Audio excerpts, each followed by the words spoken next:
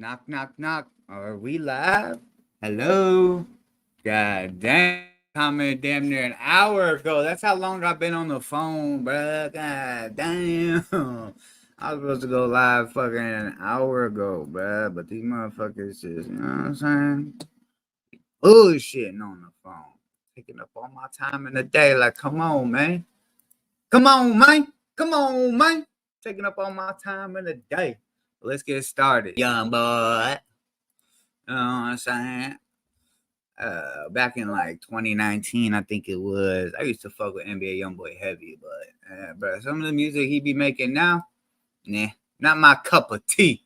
Not my cup of tea. You know what I'm saying? Hey, bro, if you wasn't here for yesterday's live stream, hey, bro, you missed a good one. You missed a good one. But you know what I'm saying? You know what I'm saying? It's all good, y'all. How's y'all day going? How is y'all day going? If y'all follow me on Instagram real quick, let me pull up. I missed a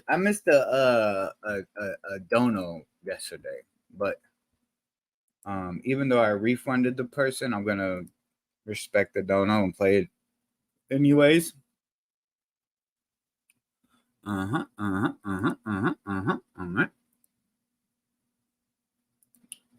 Bum bum bum bum. Streamlabs, get the fuck out my face. Bruh, come on, bruh. Come on, bruh.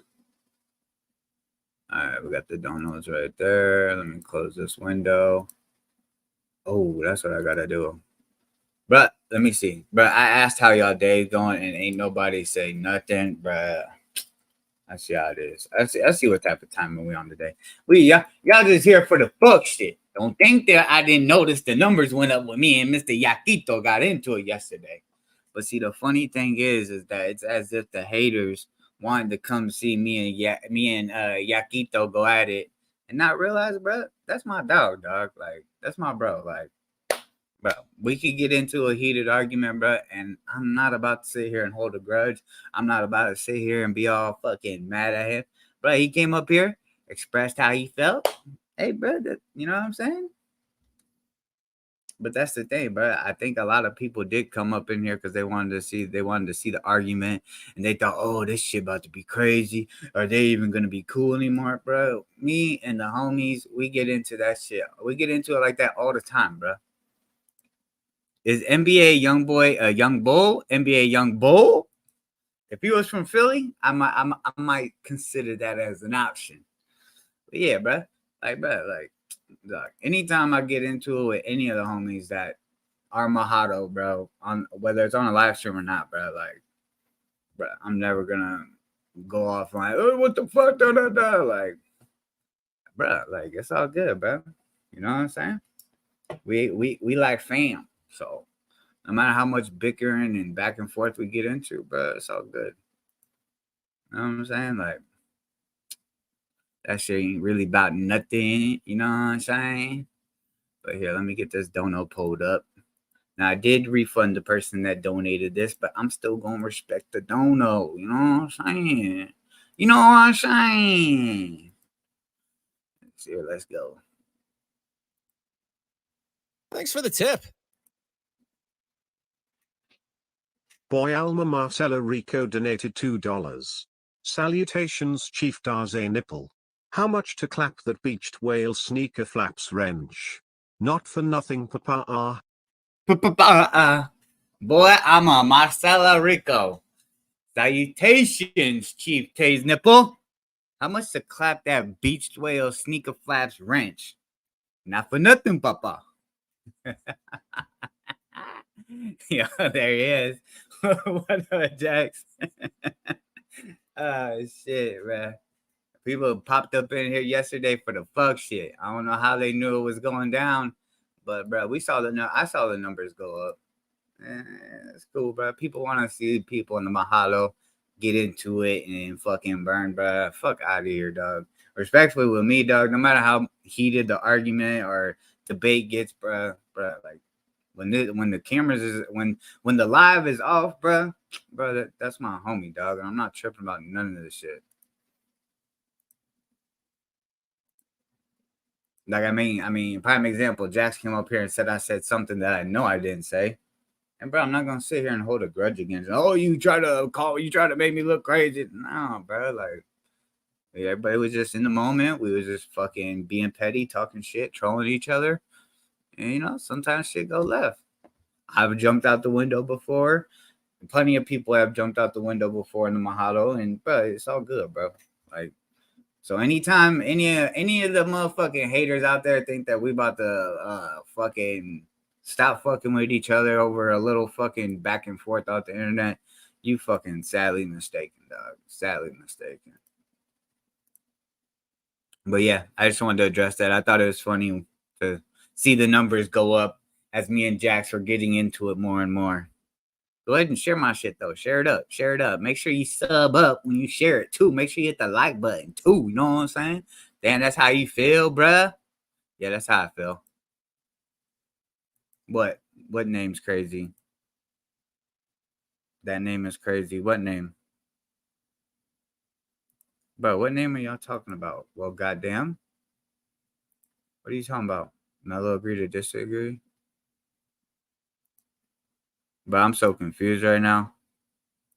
I don't know what name you guys are talking about. Unless it's something. I don't have YouTube chat pulled up, so I don't know if you guys are seeing something that I'm not. Someone make sense of what's going on. Are you guys just fucking just talking? YouTube studio. Oh, the name. I don't even know what that is. Boy, Rico. Oh shit, bro. I feel like I'm about to get canceled. Oh my god, don't cancel me. Oh my god. Don't cancel me. Okay, bro, what the fuck was I going to the fucking YouTube for?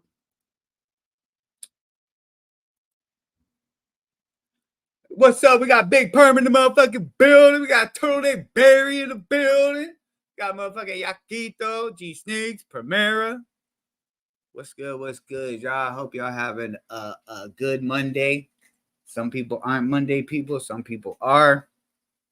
Oh, that's what I was going to Instagram for. Hey, y'all, make sure y'all go check out my IG, my Agree to Disagree IG, and vote. Make sure you vote on the poll.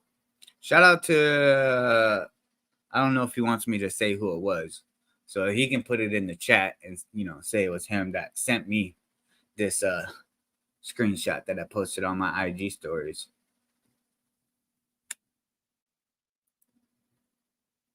Okay. We got that up. Okay.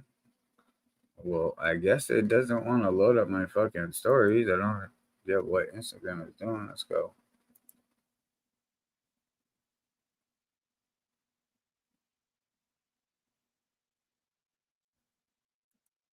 Damn, it said I don't know if Instagram tripping or what, but this shit seemed like it lagging. Bro, I gotta get back on posting my fucking news stuff, my updated news shit. I ain't gonna lie, I fell off. I need to continue to do that. I gotta keep reminding myself. Let me get Jax's fucking name off my goddamn screen. Pinche sexy. Yo. Yo. It's the hardest working Publix worker. Yo. Blame. Okay, here we go. I don't think seen by 10. Let me see. Did anybody vote? All right. Doesn't look like anybody voted. Okay. Thanks, guys. Thanks for looking at the IG story and not placing your votes. Okay. Cool story. Y'all. All right, y'all. If y'all got me on Instagram, go hit the IG. I got a story. Go vote. Is restoring the midsole of these here, let me rephrase this. Y'all see this Fire Red 4 on the screen. The person that had these and they were signed and they got like best wishes wrote on them, But what they did was they replaced the midsole. Them replacing the midsole, does that still make it worth the OG? Considering what the sneaker sold for $34,000, or would it? How would y'all feel about it? Would y'all pay $34,000? Like, I could see if the sole was the original one, I could understand that.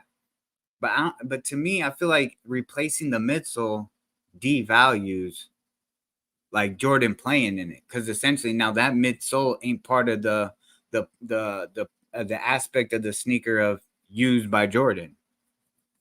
Because now you got a midsole that's used by someone else. So you got a Jordan upper with a Frank bottom. I don't know why I chose Frank, but a Frank bottom. You know what I'm saying? It's not even like it was actually game worn. You know what I'm saying? Make sure y'all go, you know what I'm saying, vote. Yo. Welcome to Publix. Make sure you sub up to Mr. Skyler, my favorite YouTube channel. Sneaker Jacks, what good with the homie? What's good with the homie? All right, so yeah, y'all make sure y'all go check that out.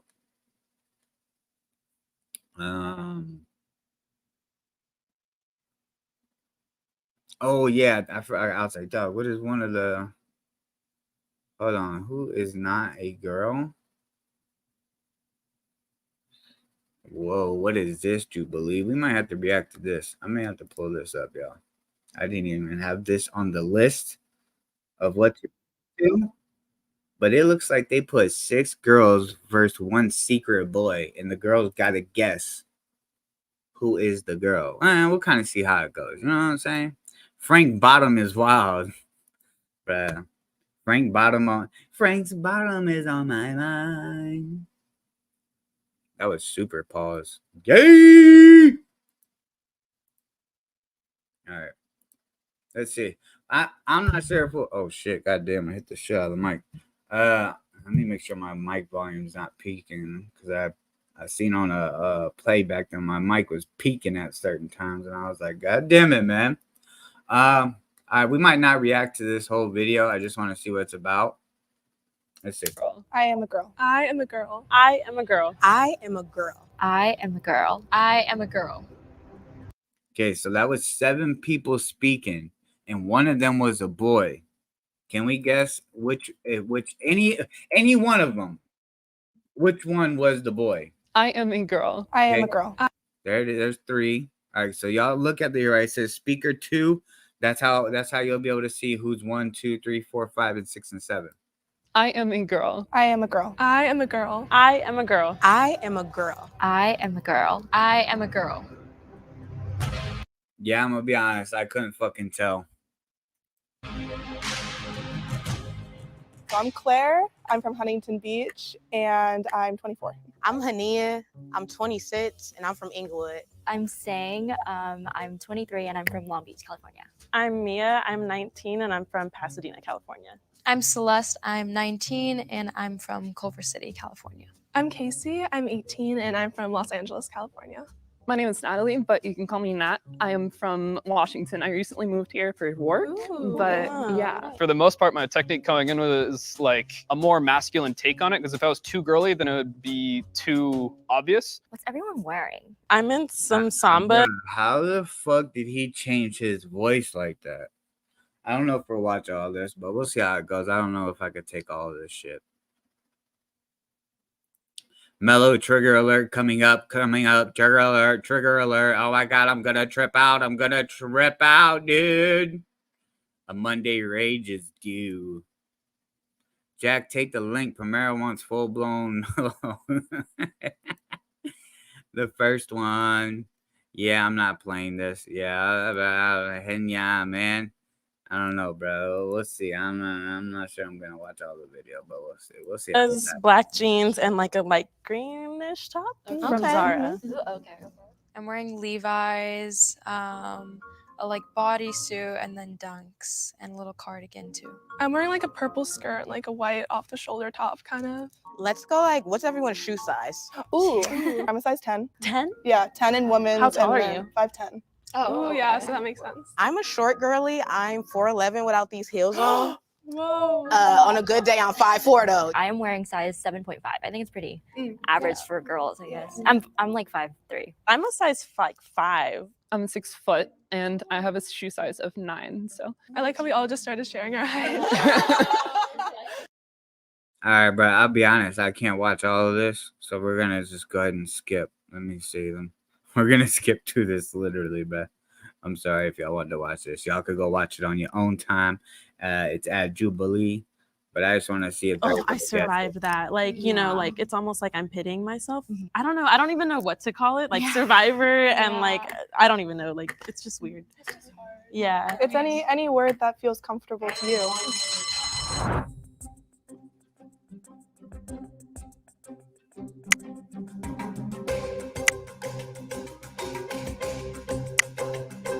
I made it past one round. That's what I came in here to do today. I'm actually happy that I was the first one voted out. So yeah.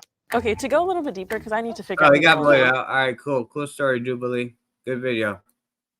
That was a great one. Couldn't have gotten better than that, right? Big 22 on the top. DJ Academics reacts to Adam still.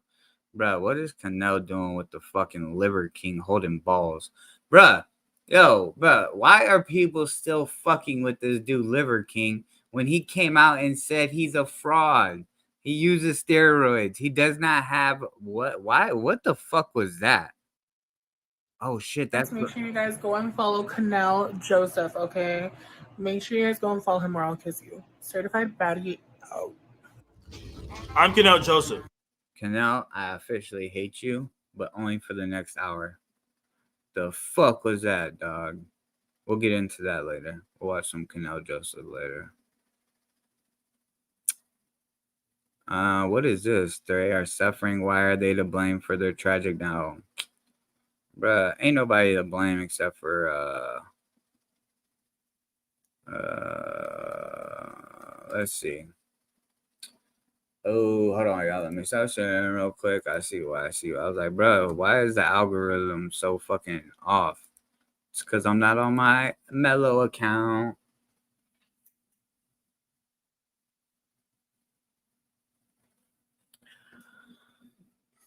All right, y'all. Well, because oh.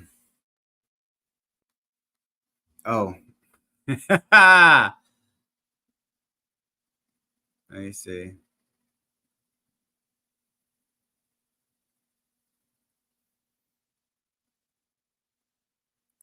Bruh, I feel like I don't know what it is, bro. I feel like shit's moving slow right now, but it says I got good signal. What the fuck?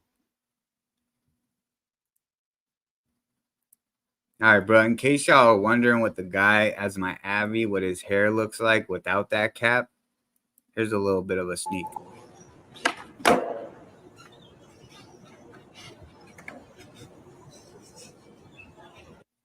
Bro, what kind of bro? He's got the wicks, but bro, what is this on? What is this on top, bro?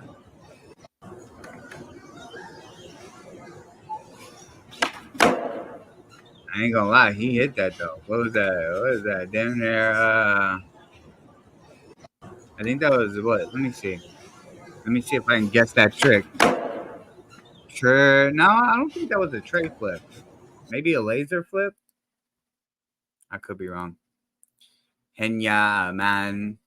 Play it, pussy. What? Mellow skipping the whole vid? Yeah, dog. I want fucking. Bruh, I'm not trying to hear all that fucking trauma dumping ass shit. Mellow, check the IG. All right, I got you. Perm G Sneaks. What it do? What it do? All right, let me see. Perm's bossing me around, telling me what to do. This might be something that's.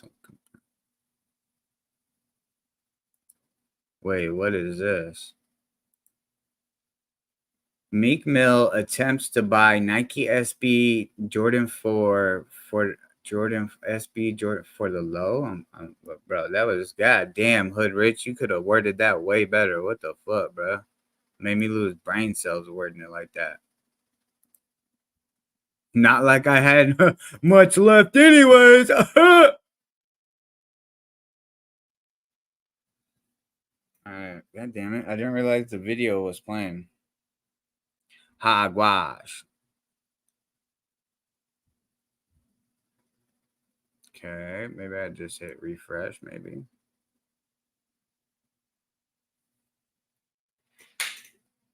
All right, y'all, let me check Streamlabs, make sure I'm fucking staying up to par on them shits. All right, we're good. God damn it. I tried to catch it. Here, let me see. Can I just go to Hood Ratchet TV?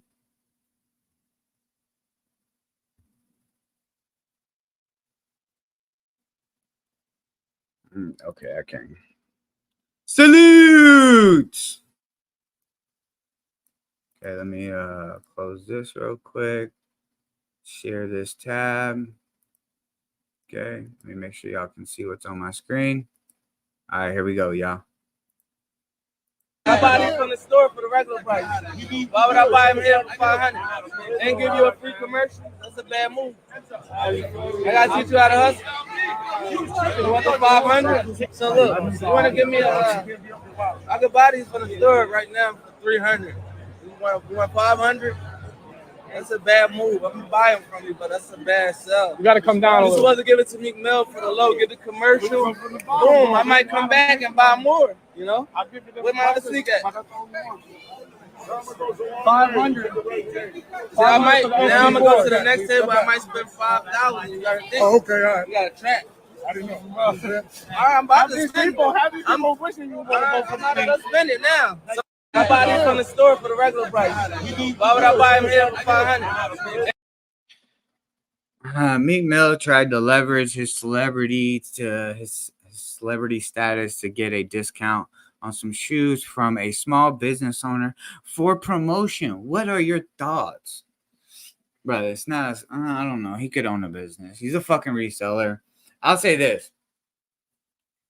Meek Mill saying, oh, if you would have gave it to me for like $300, I would have shot a video, did a promo, bro. That's all fucking cap, dog. You would have cashed him out $300 and walked off, dog. You want to sat here and shot a video and all this extra shit. And why the fuck does Meek Mill look like that, bro? That man look like he's strung out. Let's And give you a free commercial. That's a bad move. That man looked like he got struck by lightning one time. Teach you how to hustle. You want the $500? So look, you want to give me I could buy these from the store right now for $300. You want $500? That's a bad move. I'm buying from you, but that's a bad sell. You got to come down. It's a bad sale, but you're claiming you could get them for $3, and you didn't go where you could get them for $3, and you paid the guy $5.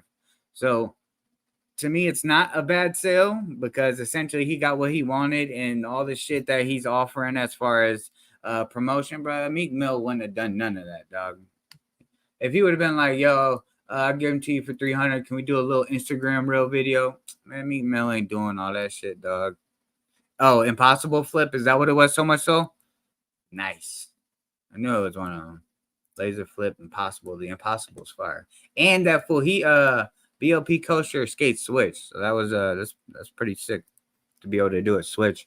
I wanted to know what store he could get those for $300 or what website. I think he said, did he say down the street or some shit? What did he say when he said that? This was to give it to Meek Mill for the low, get the commercial. Boom, I might come back and buy more. You know, where my other sneak at? Bro, that's cap, bro, because these designer brands probably don't give you, I don't know, they could give them a discount, but I highly doubt designer brands give them a discount, and they because they gave them a discount, they go back and buy more Louis, Gucci, Fendi, Prada, whatever it may be. Like, bro, them stores ain't giving y'all no discount like that, so, bro, stop the cap. 500. So I might now. I'm gonna go to the next table. I might spend $5,000. You gotta think. Oh, okay, all right. You gotta track. I didn't know. All right, I'm about to spend. I'm wishing you I'm not gonna spend. So you telling him he got a trap, so you essentially telling him to lower his price for what he's asking for them to only then hope. Remember, only to then hope you spend more money, but more than likely you're not gonna.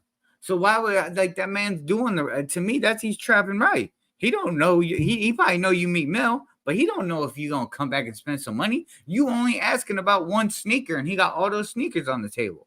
So if you're asking about only one sneaker, why would he then think you're gonna come back and spend $5,000? You only bought one sneaker. I could see if Meek Mill was like, oh yeah, I want, Meek Mill had 5, 6, 7 shoes laid out. I could understand his point then. Like, yo, you know what I'm saying? Shoot me a little discount. I got 7 shoes here, whatever it may be. Then I could see that's where the interminglings of the negotiations would then come into play. But bro, Meek Mill, that's all cap, dog. Cap, bro. You sold it to me for 300. I would have did a promotion. No, you wouldn't have, dog. Now, I buy these from the store for the regular price. He said I can buy those from the store for the regular Why would I buy them here for 500 and give you a free commercial? He could buy them from the regular store for MSRP essentially. Why would he buy them here for $5 and then proceed to buy them at $5? Like, what the fuck, dog? I swear, bro. Hey, Meek Mill, you lost your trapping skills, bro. You're rusty. You're rusty. I gotta teach you how to hustle. You want the 500? So look, you want to give me I could buy these from the store right now for 300. You want 500?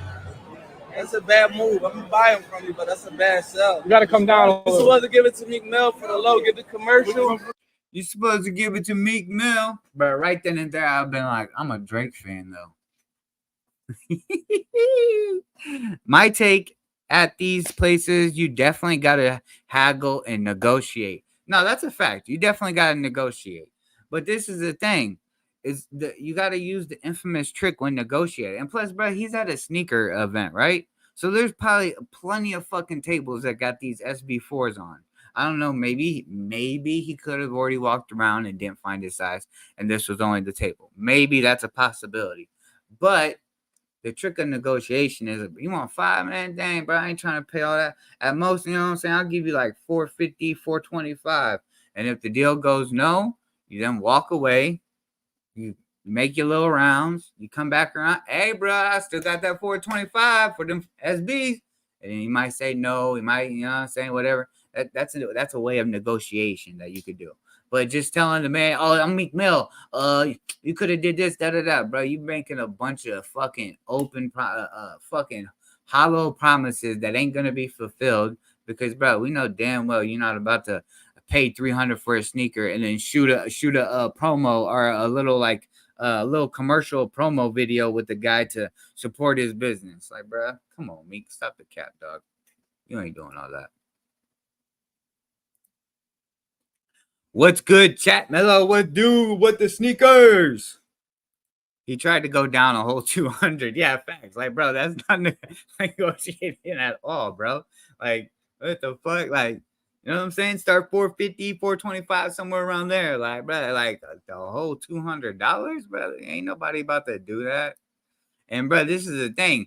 Now, if I could see if Meek Mill came up to the guy and was like, hey, bro, I know you want these for $5, but hey, what if you give them to me for $3, we could step over here to the side and do a little a video of me, you know, shouting you out, promoting your business, saying the name, and you can use that promotion video wherever you want on all your social medias, YouTube, and all that shit. I could see if Meek Mill came up to him like that, but Meek Mill just came up and did exactly what we just saw him do. Like, that shit didn't make no sense.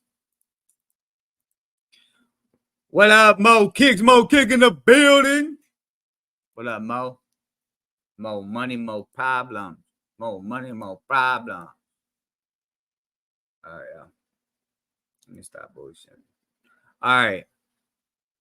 I don't know what I don't know what I'm feeling like today. If I want to do something like that's like on the funny tip, or like do something serious, such as this candidate that went up to the Breakfast Club and got completely fucking, bro, he completely fucking owned Charlemagne and the fucking angles that Tesla Figueroa and fucking Charlemagne were trying to go at him.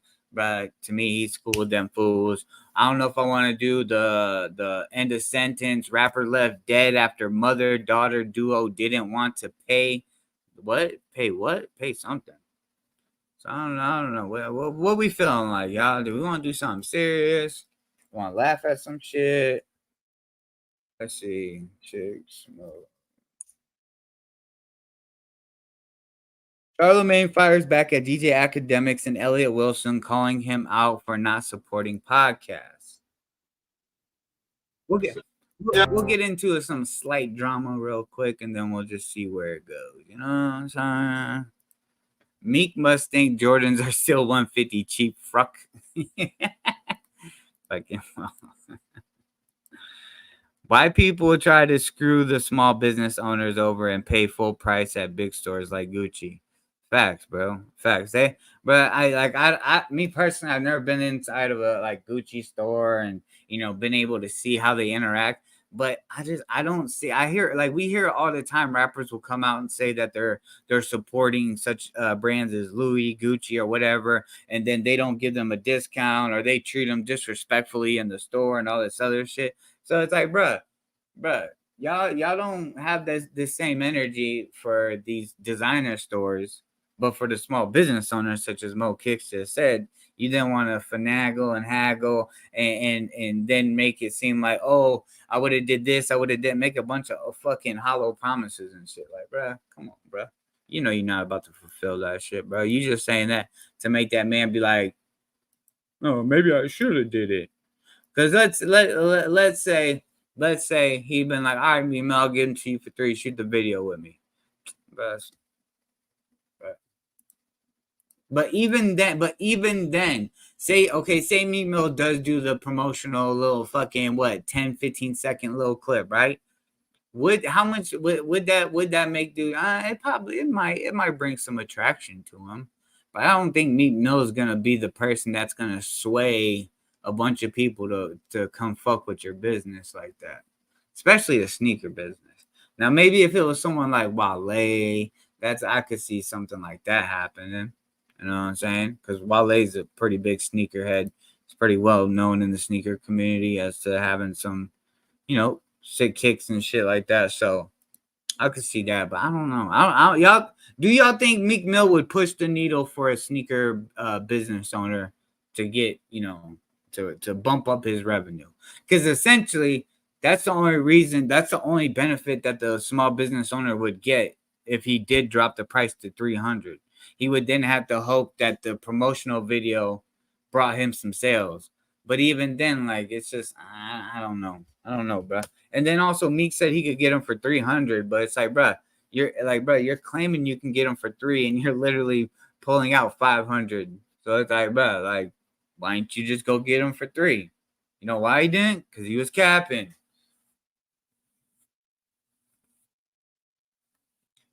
In communities where the customer pushes, have him do the clip first, then that's a deal. Yeah, facts. That's probably wise. Because that's the thing is you could do a 10-15 second video and it not be a good one.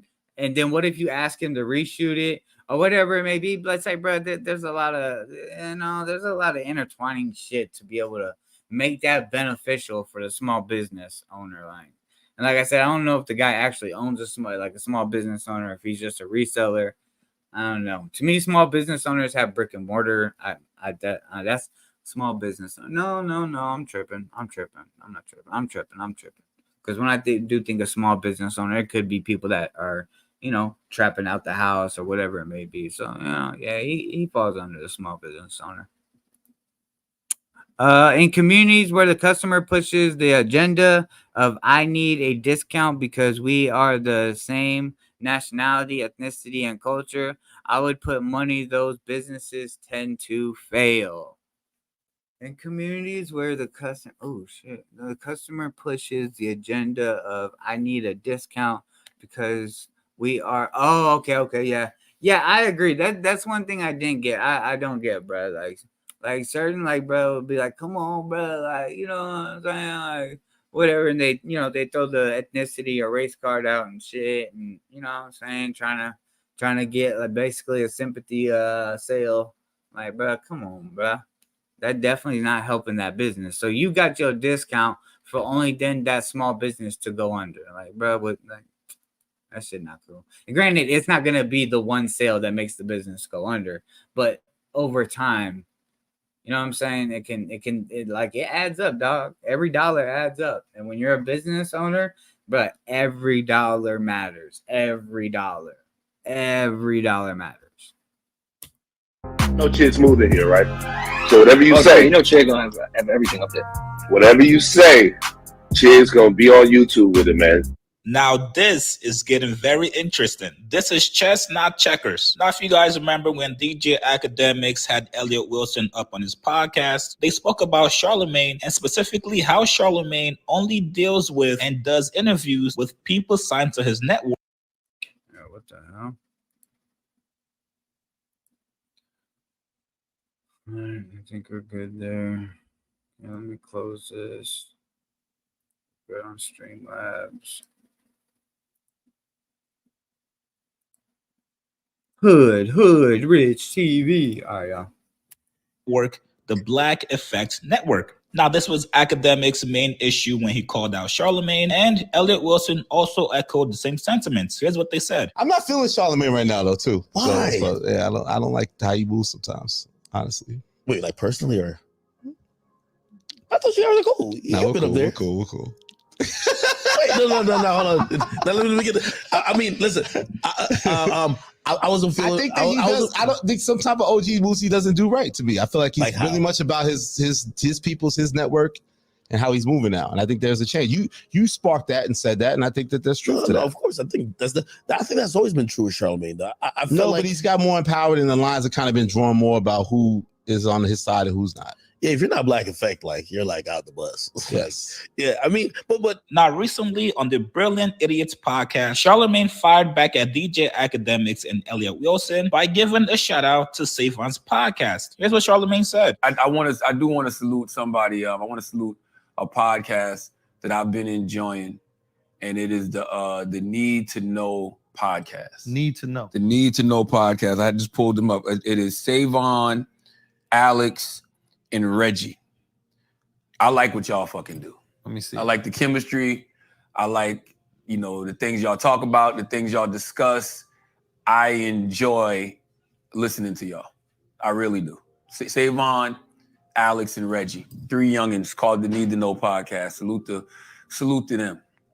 And no, they're not on the Black Effect. For all you cocksuckers who think I only big up Black Effect podcast. Well, damn, Charlemagne, why they gotta be cocksuckers? I thought it was a fair point to bring up. And in my video, I said there's nothing wrong with Charlemagne wanting to promote his guys. Why wouldn't I want to promote myself to people signed to my podcast network? The more money they make from me being on their podcast, the more money I make. But it looks like Charlemagne took offense to that. Now, a lot of people also called out Charlemagne for being strategic, trying to divide and conquer Savon and Alex from Joe Budden. I'm sure you guys know Savon and Alex used to work at the Joe Budden podcast, and I believe Savon still works at the JBP in some form of fashion. In his bio on IG, it says pod operations at the Joe Budden podcast. In addition to the Need to Know podcast, recently having Ish from the JBP on their platform. People are looking at this as Charlemagne trying to once again infiltrate Joe Budden's circle so he can use them as pawns to go at Joe. Now, I'll definitely admit that the timing of this was weird. I think the shout out from Charlemagne has more so to do with DJ Academics and Elliot Wilson calling him out for not fucking with anyone else outside of his network. But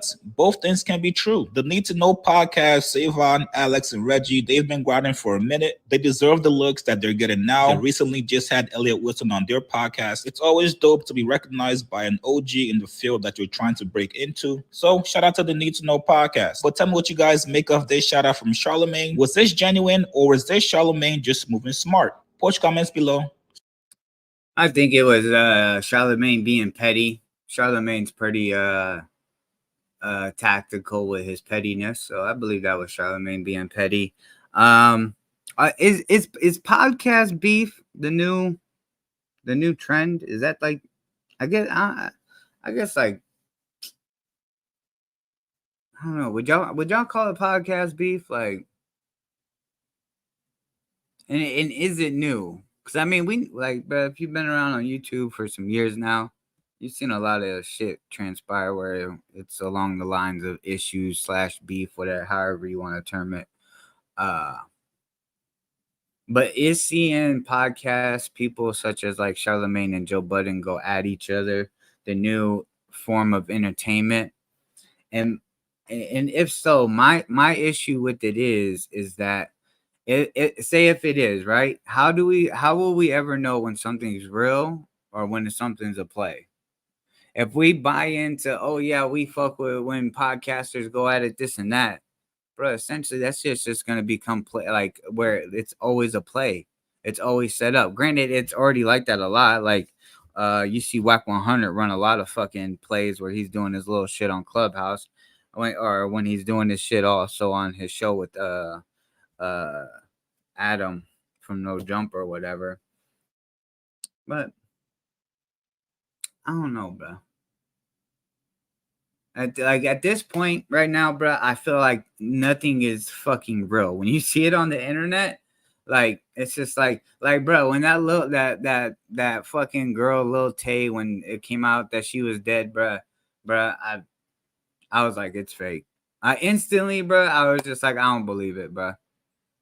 Just based off on how the situation was rolled out. Her brother had passed away. The account that posted it, all this extra shit, was like, bro, I don't really believe it. And guess what? It ended up not being fucking real. So it's like, bro, it's hard to believe anything on the internet today. Definitely trending. Yeah, I'd say, yeah, I think it is trending, but bro, this is my thing. Say it's trending, right? We're gonna see so many fucking more podcast people just like, behind the scenes. Okay, let's get into a beef. Let's act like we get into it. And it's really just fake, bro. And it's like, bro, to me, that shit corny. Just like the severity of the hurricane, it was fake. You like how I did that yesterday, didn't you, Prime? You like that, huh? You liked it, huh? Well, Jax, you're gonna feel bad, bro. Like something happened, dog. You're gonna feel bad, bro. Like, and in reality, it's fuck those West Coasters. No, I'm just kidding.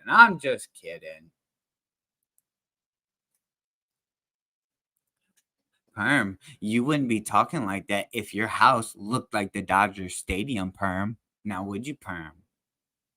Perm, you wouldn't be talking like that, Perm. All right. Well, I guess since we're on this fucking topic, let's go to Night Talk. So, a couple of days ago, the Breakfast Club interviewed another, I believe, I think he's a Republican candidate, and this guy fucking schools the shit out of Charlemagne, if you ask me. Like, I went and watched the shit in its entirety just so I understood the context and everything else behind it before the viral moment and all the shit started to, things that are being clipped. You know what I'm saying? I wanted to get the full context.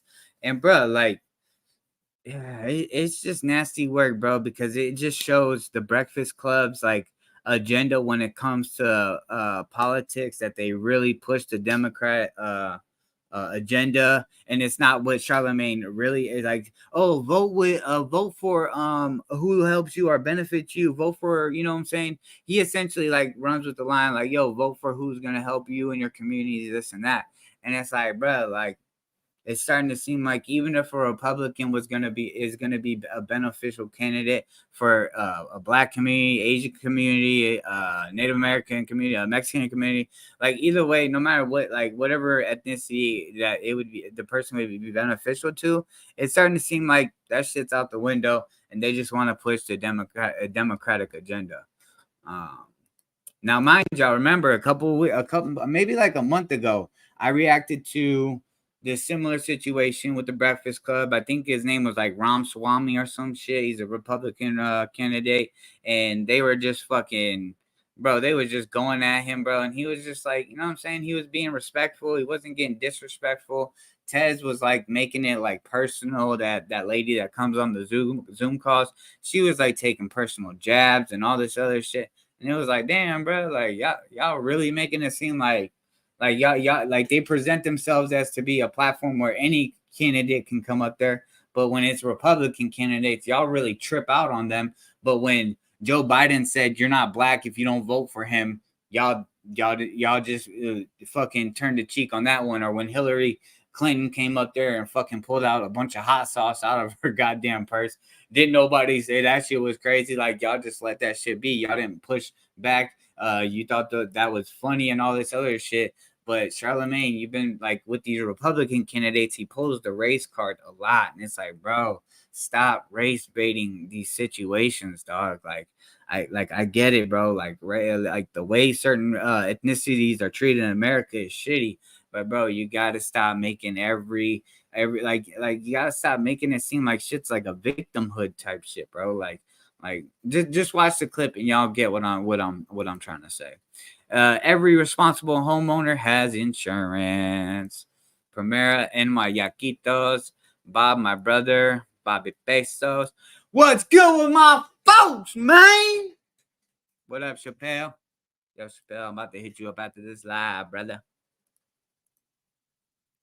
Told that Barry has that Larry. I just got flooded with scam emails from Henry 83, aka the Ewing King. Is that his new name? Is that the new name that Henry's out here weaseling his way around YouTube now? Is he the Ewing King 83? All right, let's get into it. Times, which is left wing, the Washington Post, which is left wing. 1920, 1930. Let me see. All right, we're good. Let's get it. Let's get it. Places like Milwaukee, Chicago, Philadelphia, a young black kid was slightly more likely to be brought into a world with a father in the home married to the mother than a young white kid. We have incentivized this kind of bad behavior, and it's had a disproportionately bad effect on the black community. Let me ask you a question. What do white people do wrong, Larry? What do you mean, what do white people do? I'm not worried about white people. What does that have to do with anything he was talking about, though?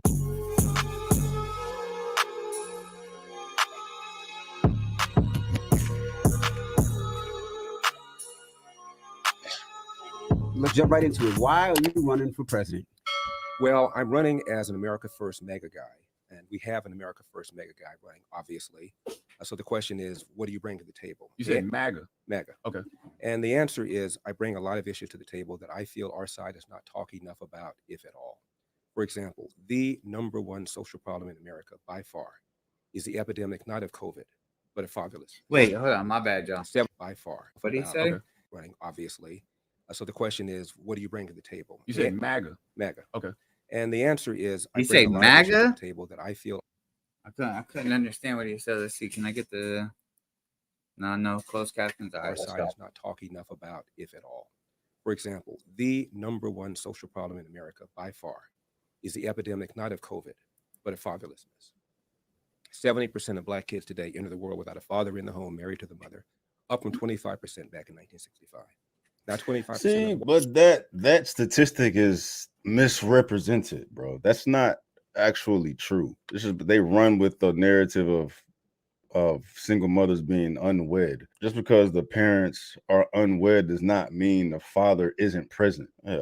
This is from blackdemographics.com. Contrary to popular belief, 42% of black children live with two parents, compared to 70% of all children, while 51% live with one parent, compared to 25% of all children. The reason why this is not well known may have to do with a commonly repeated statistic regarding out-of-wedlock births, 70%, which only takes into account whether or not a woman was married at the time she gave birth. That really means nothing, though. It's because she's not married does not mean the father isn't present. But anyway, I'm not going to dive into all this. Is about Larry Elder. My bad. I got sidetracked. Is the epidemic not of COVID, but of fatherlessness. 70% of black kids today enter the world without a father in the home, married to the mother, up from 25% back in 1965. Now 25% of white kids enter the world today without a father in the home, married to the mother. And the stats are clear. Even Barack Obama once cited them. If you're raised without a dad, you're 5 times more likely to be poor and commit crime, 9 times more likely to drop out of school, and 20 times more likely to end up in jail. What's happened? In the mid-60s, with I think the best of intentions, a Democrat named Lyndon Johnson launched what he called the War on Poverty. And since then, we have incentivized women to marry the government and incentivized men to abandon their financial and moral responsibility. You know, when I say this to people, the pushback I get is, well, how can you just abandon your moral and financial responsibility, bro? The courts will come after your ass and put you in jail. Men just can't say, fuck it, I'm not going to be president, bro. The motherfucker will come after your ass if the woman's going to press it. There are lots of things that are going on, systemic racism, poverty. Here's the problem. If you look at a young black male aged 10 to 43, that's young to me because I'm 71 years old. A young black man in that demo is 13 times more likely to be murdered than a young white man, same demo. Young black man, real young, 19 and under, the number one cause of preventable death is homicide. almost always at the hands of another young black male. Same demo for whites. The number one cause of preventable death is unintentional deaths. That includes drug overdoses, automobile accidents, drownings. It's not until they get to number 4 that death is the cause. In America, 60% of the shootings, the robberies, and the homicides are committed by black people, often against other black people. Of the homicides in this country, half of them are black victims, almost all killed by other blacks. How do you explain that if it isn't for the absence of fathers? Are you prepared to say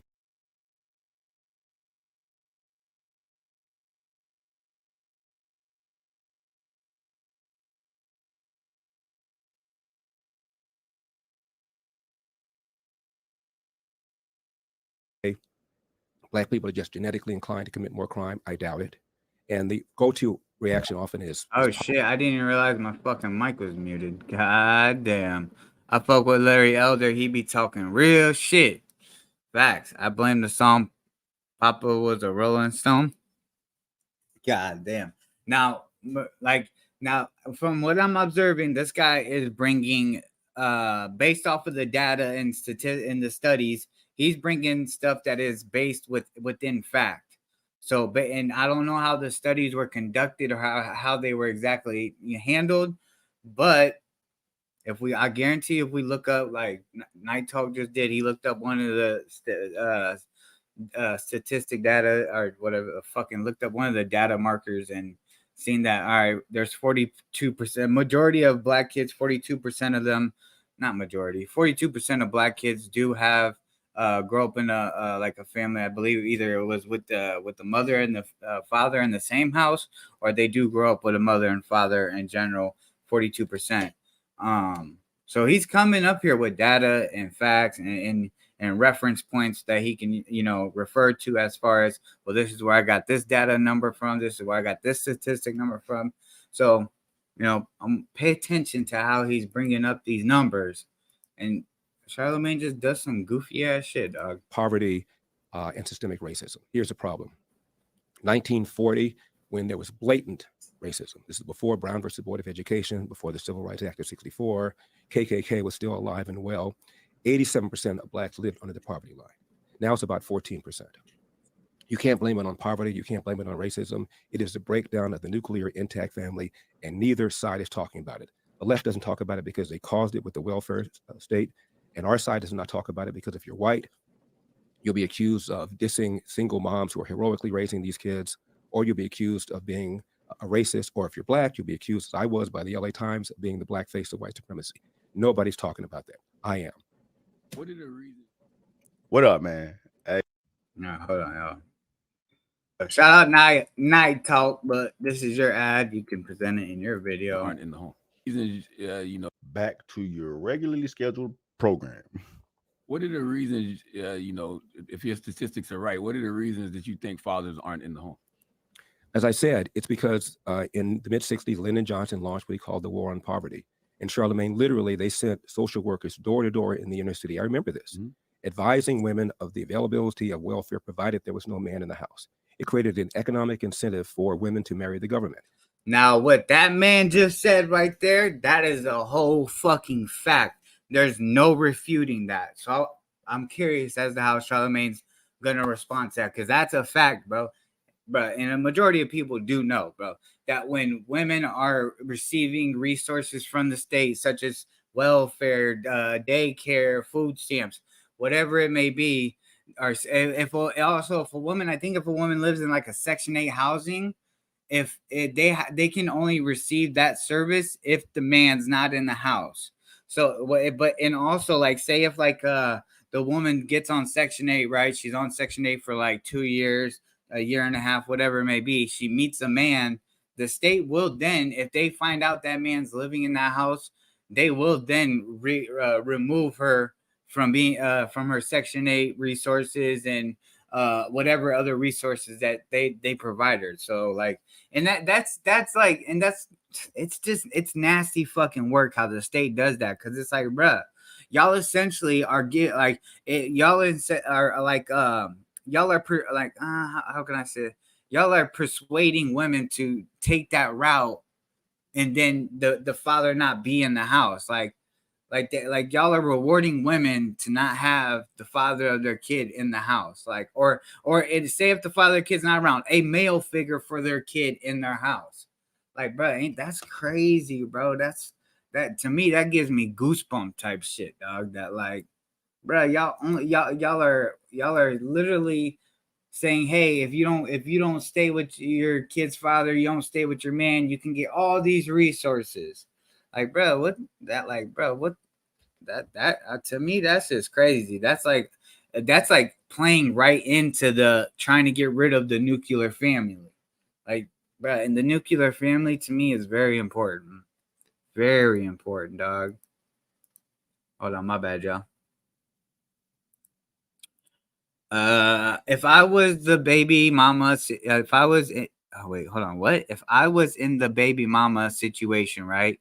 No female will ever stop me from seeing my kid. When dudes say my baby mama a bitch and she's using the kid against me, nah, you a bitch for letting her win. God damn. Kanye the GOAT for buying a house across the street. Bruh.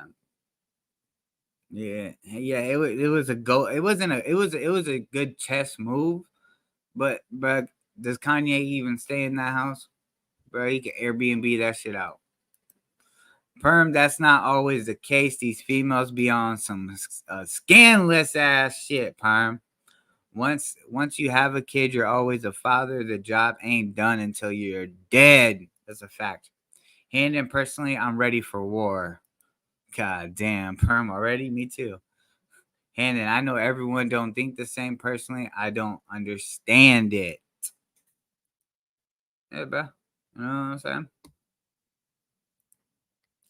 I mean, I don't want to get into it too deep, but there is scenarios where a woman does make it harder for a man to be in his kid's life. Some women will leave the state. Some women will, you know what I'm saying? They'll do shit like that. They'll go to another country, whatever it may be. Yeah, because really, I mean, in reality, the man, and there's other situations like where, say, if the woman is keeping the kid away, that man, you better do what you gotta do and go through the court process to be able to see your kid. Like, yeah. But I also understand there is, situations to where, like what Chappelle said, sometimes these women do be doing scandalous shit, such as leaving state or moving super far away. You know what I'm saying? And all that other shit, which I guess is the same exact thing I said twice. Jesus Christ. Same thing with whites. In 1965, 8% of whites entered the world without a father in the home, married to the mother. Now it's about 25%, also up threefold. Look at census data, 1910, 1920, 1930, in places like Milwaukee, Chicago, Philadelphia, a young black kid was slightly more likely to be brought into a world with a father in the home, married to the mother, than a young white kid. We have incentivized this kind of bad behavior, and it's had a disproportionately bad effect on the black community. Let me ask you a question. What do white people do wrong, Larry? Bro, like Charlemagne, what was that? Like, bro, why? Like, bro, what was the point of that question? What was the point of asking this man when he's talking about actual factual situations where the state, the government will intentionally, what's the word I'm looking for? The state will intentionally, reward the woman to not have the father or male figure in the house. He's stating actual facts right now, and all of a sudden Charlemagne comes out of nowhere, out of left field. What do white people do wrong? Like, bro, what are you talking about, bro? Like, bro, like say if this was vice versa, right? And it was and the question was, and the guy, bro, I don't even want to get into it, bro. But come on, Charlemagne, what was the point of asking that fucking question, bro? Why does everything have to be race baited, bro? Like, Jesus Christ. What do you mean? What do white people do? I'm not worried about white people. What does that have to do with anything he was talking about, though, bro? Like, see, that's what I'm talking about, bro. Like, his main focus is on father. He said, leaving the state? Looks like I'm moving too. Hey, bro, that's what I'm saying. But some people don't have the opportunity to move and then still be able to keep the same type of job and income and all that other shit career-wise. So, I mean, bro. I mean, yeah, you could move if that's what you know what I'm saying you want to do. But that's the thing though, is there's laws. Like as a man, you have to know the laws within your state. So you literally have to do your due diligence to also understand what the women can and cannot do within your state. Like I won't speak for California, but I know in Nebraska, like my daughter's mom, she cannot leave the state without me agreeing and saying, yeah, it's okay for her to move to a different state with my daughter. Like if she does do that and the police catch her and I file a report and I do all that shit and whatnot and go to courts and ask the judge to, serve a warrant or get a warrant and all this other shit, they will then, when the police pull her over or whatever, in whatever state she is, they will then extradite them back to Nebraska, her and my kid. So, I mean, it depends. There's different state laws. So it's about either knowing your rights as a man when it comes to having a child with someone else and what room you got to, have this be a benefit to you to be able to see your kid, such as knowing the law or, shit like that. Like got to figure it out. Charlamagne is a fucking clown. Moving to Florida to get away from paying child support. Oh, Bobby, that's some hoe shit. God damn. Fatherless homes, right? Even though I think the stat is overblown, I still think I agree with him as far as it being an issue with society. Like you don't have a father in the house, more than likely that son gonna be fucked up. That girl gonna be fucked up too. Stop cussing so much, TV. But why deflect? Why are we talking about what white folks got to do? What's the point of even bringing that up? I mean, I know Charlamagne is trying to make it a whole toxic ass conversation and shit, bro. But they literally had nothing to do with what Larry Elder was talking about, bro. People, I'm worried about what facts. And it's had a disproportionately that's bad whack, on the bro. Black community. Let me ask you a question. What do white people do wrong, Larry Elder? What do you mean? What do white people do? I'm not worried about white people. I'm worried about what's going on. Bro, and listen to the tone of when Charlamagne asked that. It's so condescending, bro. Bro. Yeah, what do white people do wrong? Like as if he was gonna get him a I got you moment. Larry Elder. What do you mean? That's bad whack, on the bro. Black community? Let me ask you a question. What do white people do wrong, Larry Elder? What do you mean? What do white people do? I'm not worried about white people. I'm worried about what's going on with us. But if there's systemic racism in this country, which we know it is. No, I don't say there is. You say there is. I don't believe that. Oh, you don't believe there's No, systemic there used to racism? be, obviously. Tell me what you think the number one systemic example of systemic racism is in America. Oh man, there's so Just many. give me the most important one you think. But at the top of mind, I'll probably say maybe mass incarceration. Maybe. Really? During the Great Depression, when 50% of Black adults were unemployed, you didn't have this kind of mass incarceration. It's the breakdown of the family. There's a direct. I'm not going to. I agree with the family part. I'm a Black man who is a father to his children, and I'm a happily married Black man to a Black woman. So I'm never going to argue with that part, But I just feel like everything is black with you. Black is wrong. Black people do this and Black people do that. And when I asked you what white people do wrong, you said you're not See, worried. I don't know if I can get through this, bro. Bro, the man Larry is literally saying these are the current issues within the Black community, and we need to fix these. He is focused on his community, and now, bro, this is mind-boggling to me right now that a Black man is saying, "Hey, these are the issues that I see within the Black community, and if I'm elected for, I think he's running for president, these are the things that I will work on to help better our community."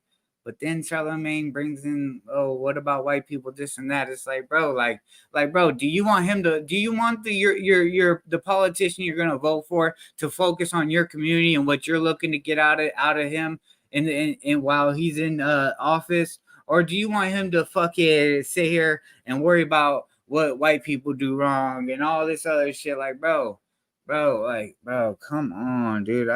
Sometimes this shit like this, bro, it annoys the fucking living shit out of me, bro. Oh man, how long am I in? Just 5 minutes, bro. Like he just said he agreed with Larry, bro. He literally just came out his mouth. I'm not gonna disagree with you, bro. I believe the breakdown of the family is a big reason why. That's all Larry Elder said. That's all he's saying. Fatherless homes lead to A, B, C, and D. What does what does what white people doing is wrong have to do with what I'm talking about? He's just in his feelings right now, which is getting me in my feelings right now. I hate it, bro. Like there's nothing productive that's gonna come from this, bro. Goddamn, white people do this and black people do that. And when I asked you what white people do wrong, you said you're not worried about white people at all. I'm talking about the damage, disproportionate damage going on. Bro, it's crazy that Charlemagne is getting offended by this guy Larry acknowledging the issues that are within the black community. Like he's okay, these are the issues. I accept these as these are the issues. Now, how can I figure out a solution to help these issues? And what Charlemagne is doing is taking it as a personal attack. Well, why are you saying all this is wrong with the black community? Why would you do that? Bro, he's just acknowledging some shit. That's like me as a Native American. I can acknowledge that alcohol has ruined a lot of my people's fucking lives. But and granted, they made that decision, but I can acknowledge that, and I wouldn't take offense to it. Say, okay, I acknowledge it. Now I'm here and I'm running for president to fix these situations. Granted, yes, I had to lay out a bunch of negative situations from my community, but I did that so that I can then acknowledge them and try to provide a solution, or at least say, yo, this is what I'm working towards to figure out to help my community, to help out my people that struggle with alcoholism. Like, bro, like, well, I don't like it seems like, bro, like Charlemagne, you're definitely in your feelings and your emotional damage all over the place because he's just simply stating what he sees as an issue, and that he would that as a president he would try to fix. Now, granted, I'm saying this very like in a light way. We know a lot of presidents and politicians don't really do what they actually say they're gonna do if they make it into office. Like, all right, so you know what I'm saying? And I just want to make that disclaimer. In the black community. For example, look at these smash and grabs that are taking place in Los Angeles, where I live. There's a suburb called Glendale where at a mall recently, a mob of 30 to 40 people, they had masks on, but one guy got popped. He was a black. I think most of those who were doing this were black. And in recent years and times, there have been a number of these in places like Chicago, places like New York. If I were involved in something like that, Charlemagne, I grew up with a dad, just as you're raising your own children. I would have been more afraid of my father than I would about the cops catching me. Facts. These kids are afraid of neither. They don't have a father in the home. Cops are demoralized. They're pulling back. Their manpower is short. And as a result, you tell a bad guy you're less likely to be caught, convicted, incarcerated, crime goes up. They may be criminals, but they're not stupid. Mm-hmm. When you say, what do white people do? I mean, this is a country that has struggled mightily to get over its historic racism. There was a civil war. There was a big civil rights movement. This is the only majority white country that's ever elected a black president, let alone reelected a black president. The three biggest cities in America are New York, Chicago, LA. They all have black mayors, even though no city has a majority of black population. The president of Harvard is a black female. Martin Luther King in 1966, Charlemagne, gave an interview to the BBC. This is 2 years after the Civil Rights Act of 64 got passed. And he said, I'm amazed at how many positive changes there have been in America in the last 2 years. Why, if things keep going like this, we could have a black president in about 40 years' time. Mm-hmm. Do the math. Right on cue, Barack Obama, elected 2008. He didn't say there'll be a black female president of Harvard, and there has been. He didn't say there are going to be black CEOs of Fortune 500 companies, and there have been several. He didn't say the percentage of the House would equal the percentage of black people in the population, and it does. He didn't say the three largest cities would have black mayors, and they do. He didn't say the largest and most prestigious organization of doctors, the American Medical Association, would have 2 black presidents, and there have been.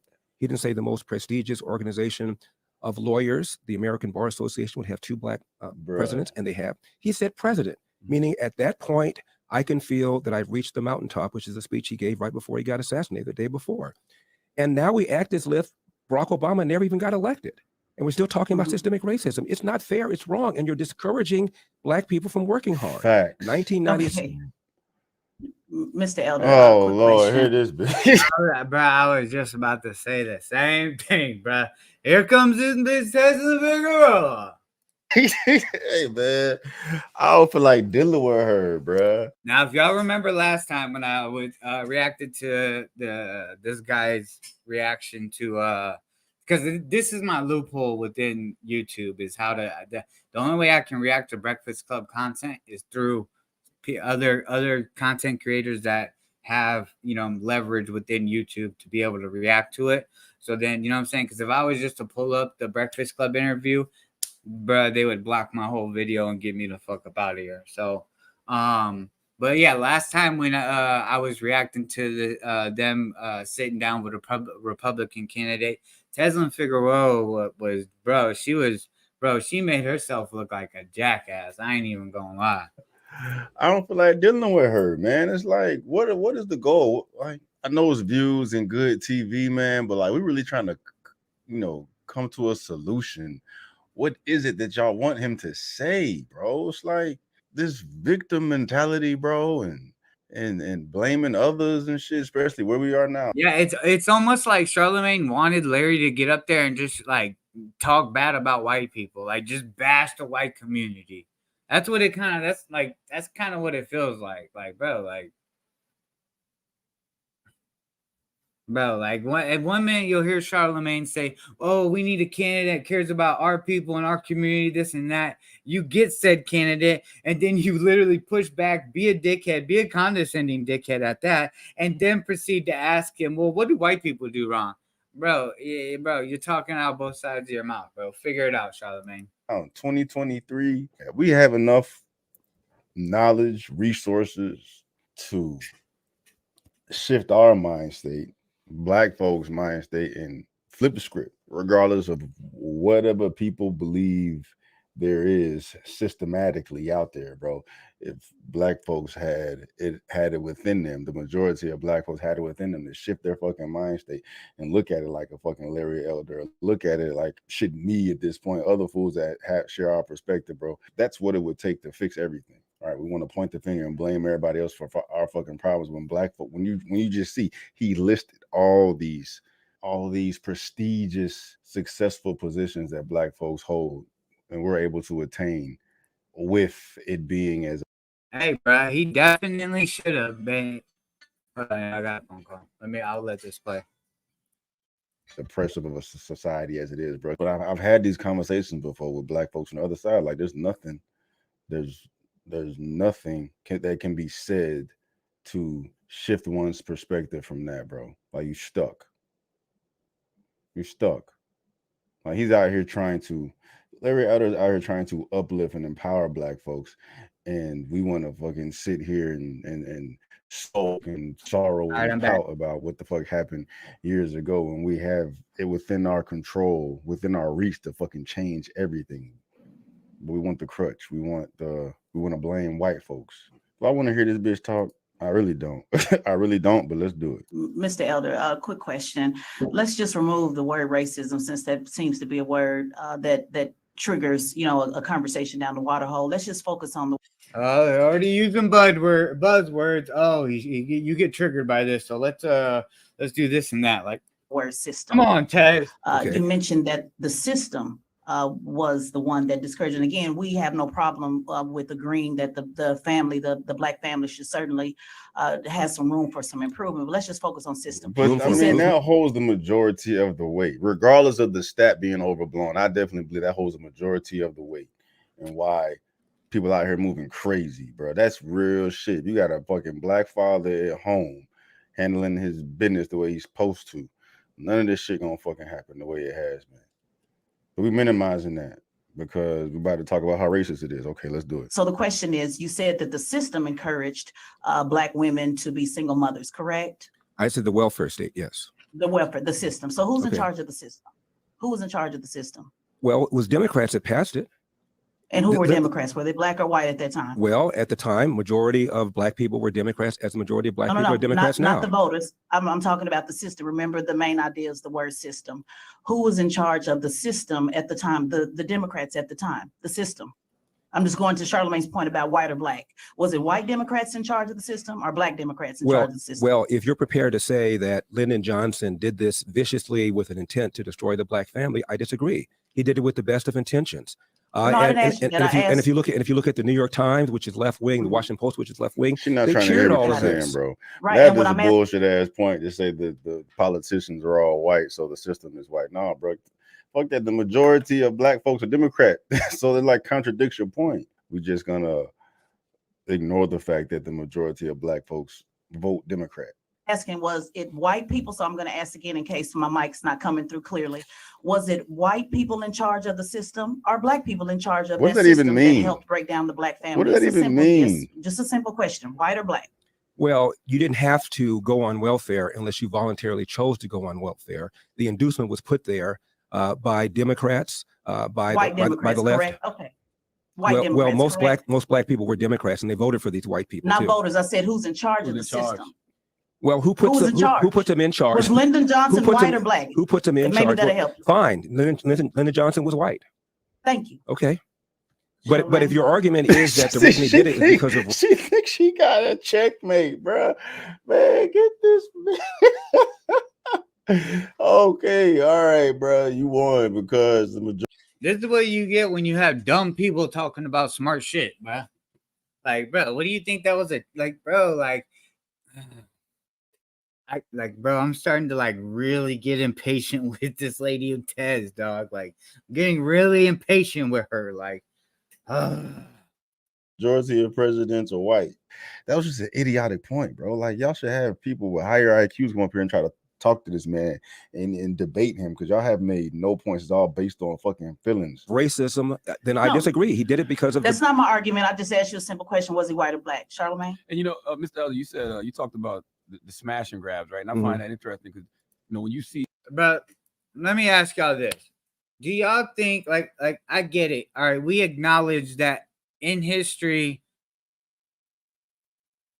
ethnicities such as black people, Native Americans, Mexicans have been mistreated within the system. The system has been not to their benefit. It has essentially held them back in certain places. Yes, we can acknowledge that. But for me to see this victimhood to be carried on and to be used as a reason as to why the certain ethnicities should receive servitude and not equality, it's starting to get real fucking tiresome and old, bro. Because it's like, bro, like if you sit here and constantly promote victimhood,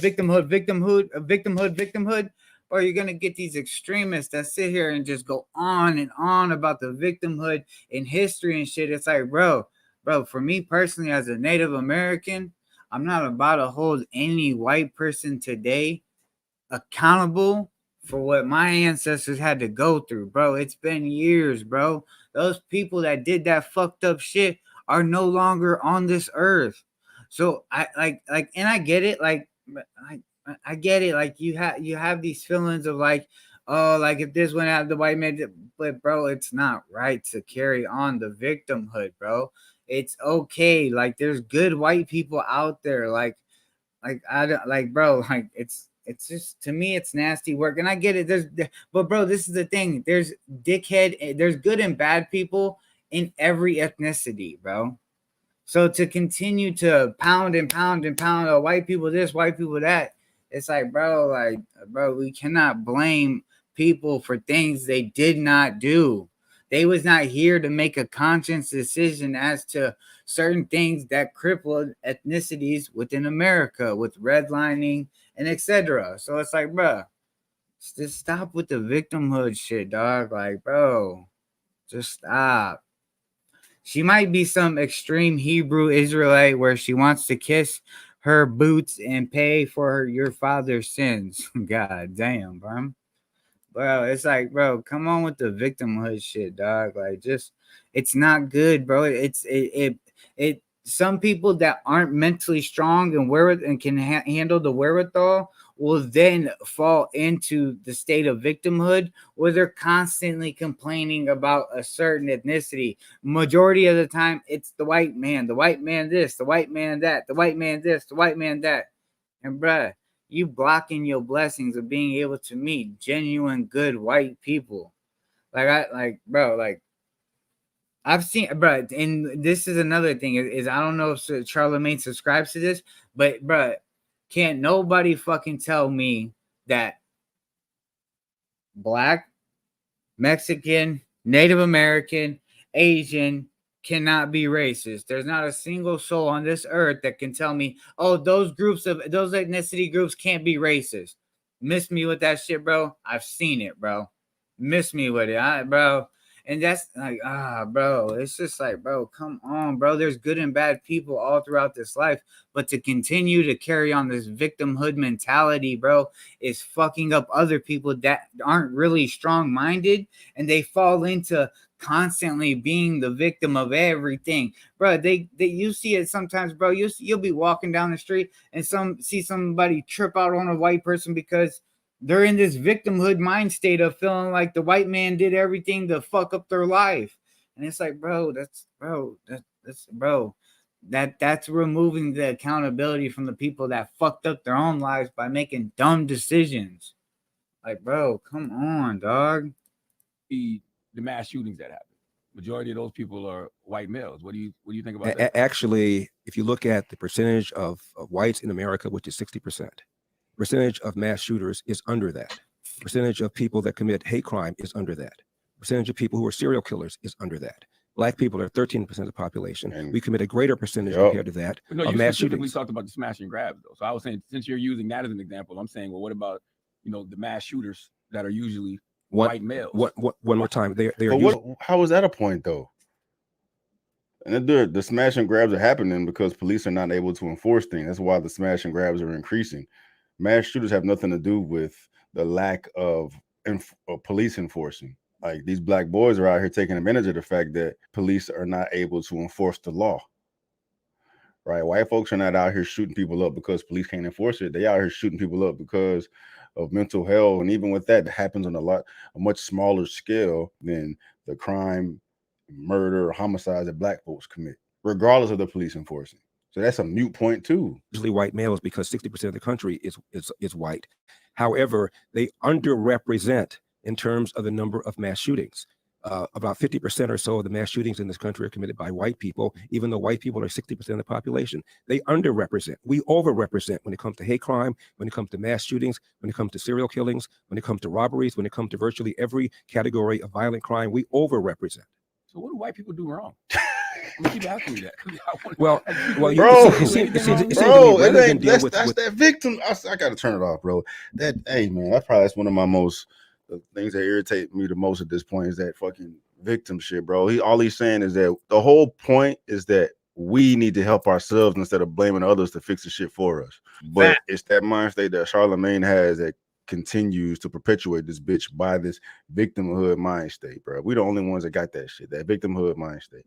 I understand why it's there. I used to be there, bro, but that's what's holding us back. I don't give a damn what system you think is in front of you. Facts, bro. Like facts, bro. I'm glad he said that. He was once there, and he understands why people fall into that, and he was one, and he admits that he was once there.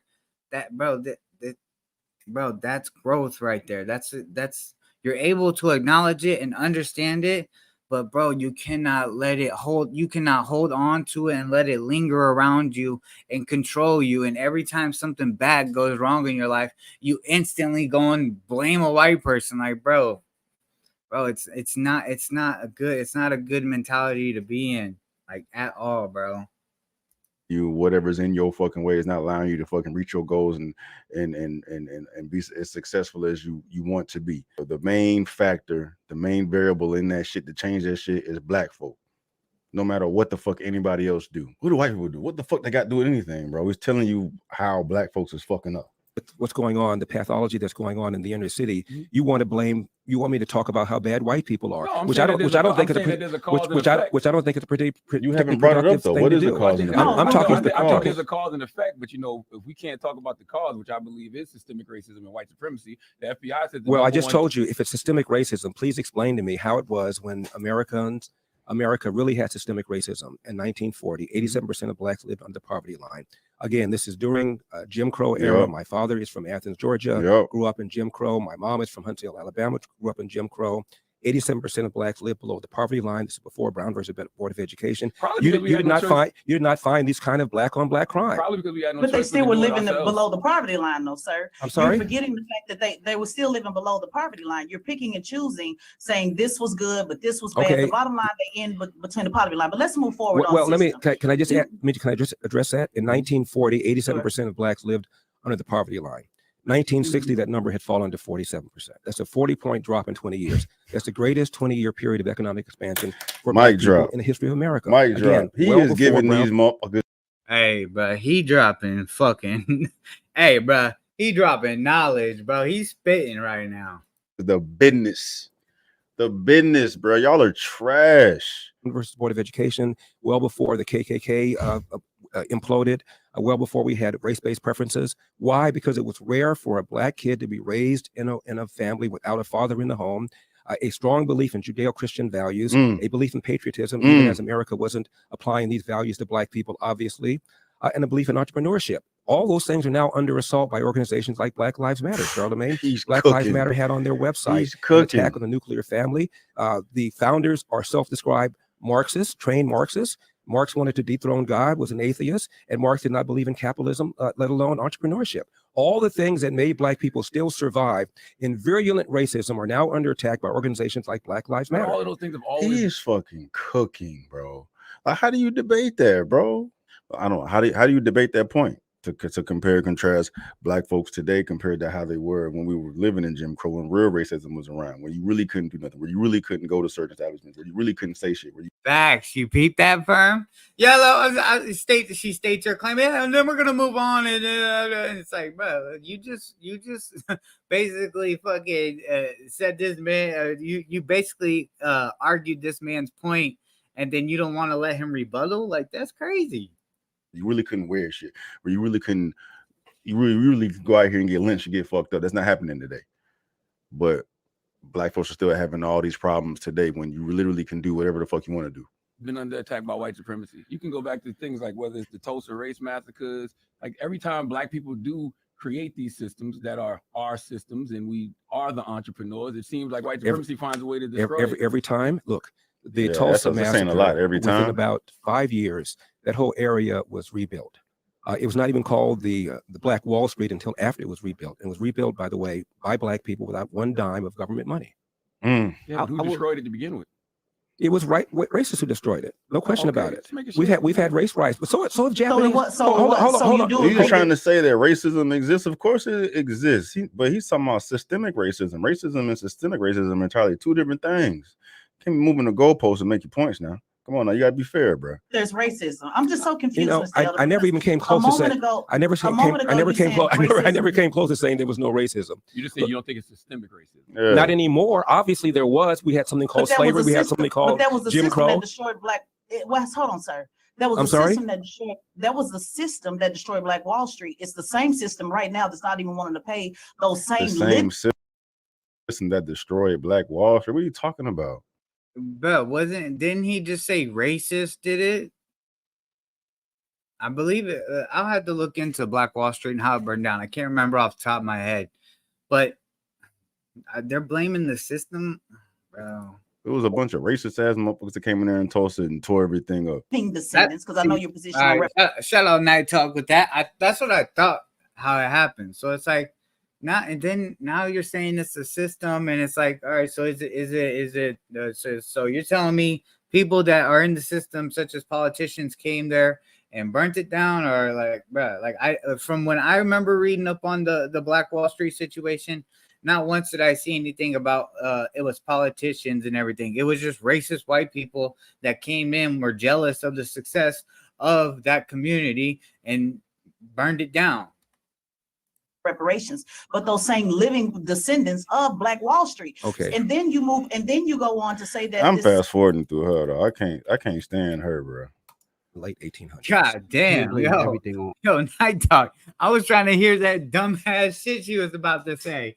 God damn, yo, he really can't stand her. On having a fatherless family, right? Because I didn't say blaming everything. I know, but that's what you're saying. You're saying the strong. You didn't say everything. You said that's what I just said. I didn't say that. You talk about the Asian community. Asian community, it's easy for them to get loans for entrepreneurships. It's easy for them to get loans for houses. You look at our community. Because they got better credit, motherfucker. Bro, you better not be. I hate that damn argument too. Come on, Steve. You gotta relax. You gotta relax. Bro, there's. I'm gonna say absolute because the racism does exist, but systematically, bro. If you have the prerequisites, you have solid credit, you have good financial history, you're not gonna get denied on no fucking loans, bro. I don't give a damn what color you are, bro. That is a cop out ass excuse, man. Yeah, I don't see that happening today's time. I could see it happening in the past, but that's also another thing, bro. A lot of like a lot of people don't know credit is basically the new gold. Credit is everything. If you got good credit, you can damn near get everything. You got good credit, and just like Night Talk said, like your payment history, being on time with payments, whether credit card, mortgage, rent, whatever it may be, car note, all that shit. If you keep up on those two things, bro, more than likely you'll be able to get whatever you want within this time. Like, but remember, y'all, they wanna have schools teach about all this other bullshit rather than what we really are gonna use in our adult life, such as needing to know about financial literacy, or needing to be able to have, or needing financial literacy, needing to know about credit and what a credit score can do for you. Like, bro, these are important things, bro. And bro, I don't, if I can't remember off the top of my head, but not once going through school do I remember when I was in fucking middle school and high school. But in high school I was a fuck up, so yeah. But middle school, before I became a full-blown fuck up, I don't remember them talking to me anything about credit or financial literacy. And then you want to fucking look at, oh, I got denied a loan because of the color of my skin. No, you got denied a loan because you ain't paid your goddamn car note in 3 months, right? Your damn credit card bill is damn near maxed out. That's why you didn't get the damn loan, bro. Really want to talk about our community, right? You look at the schools in our community. Some of our schools are the worst, right? Would you agree with that? Yes or no? Absolutely. Which Right? is why Don't have Wi-Fi, don't have education, which is don't why have one books. of the reasons I'm running for president is for school choice. Also, would you say that is in our That's community also is systemic. it's also in our communities heavy food deserts. There's nothing but fast food places that are just killing and destroying that. Would you say that's true? Systemic too. Boy. Would you say that's true? I'm just asking a question. You said a number of things. I just addressed one of them about Sure. loans. In 1965, Obama, who was in private practice, joined a bunch of other lawyers to file a class action lawsuit against Citicorp, which is headquartered here in New York. 186 black people were applying for loans for mortgages and didn't get them. And they accused That's good, Citicorp Eagles. of engaging in racism. Citicorp said, no, it's not racism. You have poor credit scores, and we want to make sure we get our money back. Facts. Obama joined a bunch of other lawyers, and they sued Citicorp in a class action lawsuit. And Citicorp said, okay, to hell with it. Gave them all loans. And they followed them all up. Daily Caller did a few years later. Almost all of them lost their homes. Several of them filed for bankruptcy. One of them even said, when you don't qualify for a loan, maybe we shouldn't get a loan. Well, duh. It wasn't true that black people were not getting loans. Plus, there are all sorts of black-owned community banks around the country, and it turns out the turn-down rate when you apply for a loan at a community bank was even higher because they had less capital and they couldn't afford to loan money to risky people. It is just not the case that the reason for the plight of the black community is because people were not lending money to them. It's just not true. That's not true. But hold on one second. What you mean that's not true, bro? He just gave you the stats. He gave you a whole study and some. Bro, this interview, it should have been titled "Feelings Over Facts," bro. Stats, bro. All right. It's not We're true. bringing back facts of 1965, right? Let's talk 2023, right? I said 1995. 1995. We talk 2023, right? My son will be successful in real estate and successful in buying a house. You know why? Because his father owns a house. Because his of father you. owns a house, right? But my father Because of you and the drive. Because of you and the drive you put into did it. not own houses. Because of you and the drive you put into it. We're not gonna have a conversation. You're not even appreciating what you've done to your son. I'm just asking you a question. I just let you speak and I'll let you talk. Okay. We have a conversation. All right. When we talk about it, right, it's harder for our community to get loans, right? And not just because of poor credit scores. It's because of where the areas are. You talked about the Asian community. A lot of the Asian community have their own banks and they're able to process and get their own banks. There's not too many African-American branches that are able to give out money. So that's one. Then let's talk about getting grants for schools. But didn't he just say that most black-owned banks don't have enough liquid to loan money out, so they're less inclined to give money to riskier clients? He just said that, bro. Yes, he did say that. Like he didn't even listen to what Larry just said. He's just talking out of a place of feelings and ignorance. You know what I mean? Like, why wouldn't a bank?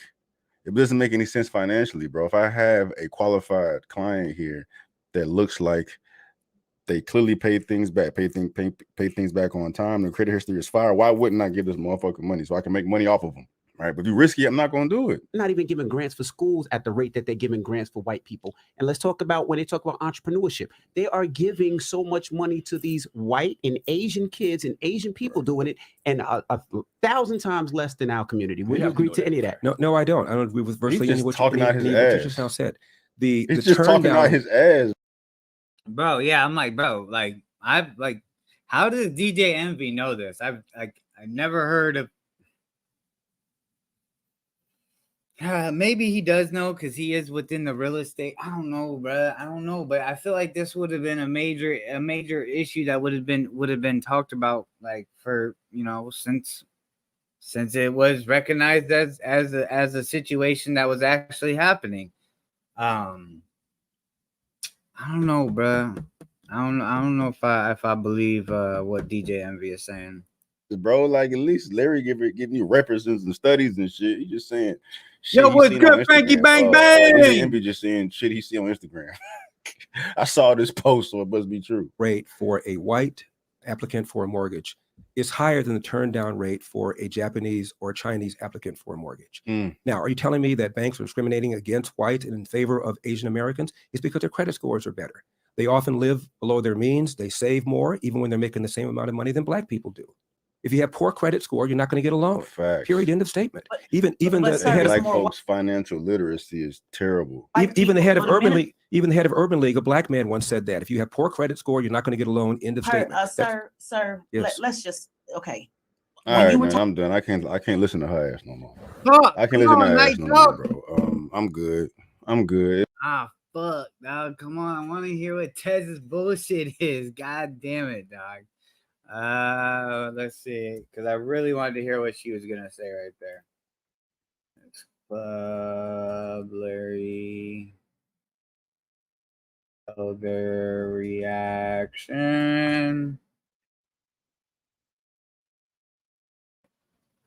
Okay, let me see.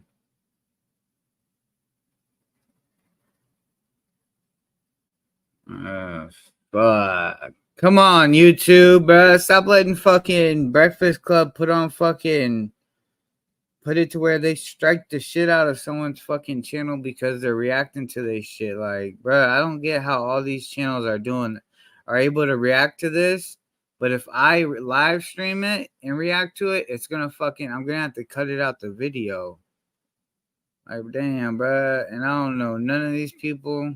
I'm just trying to hear what Tez had to say. I guess let's see. Well, today we got the Breakfast Club, right?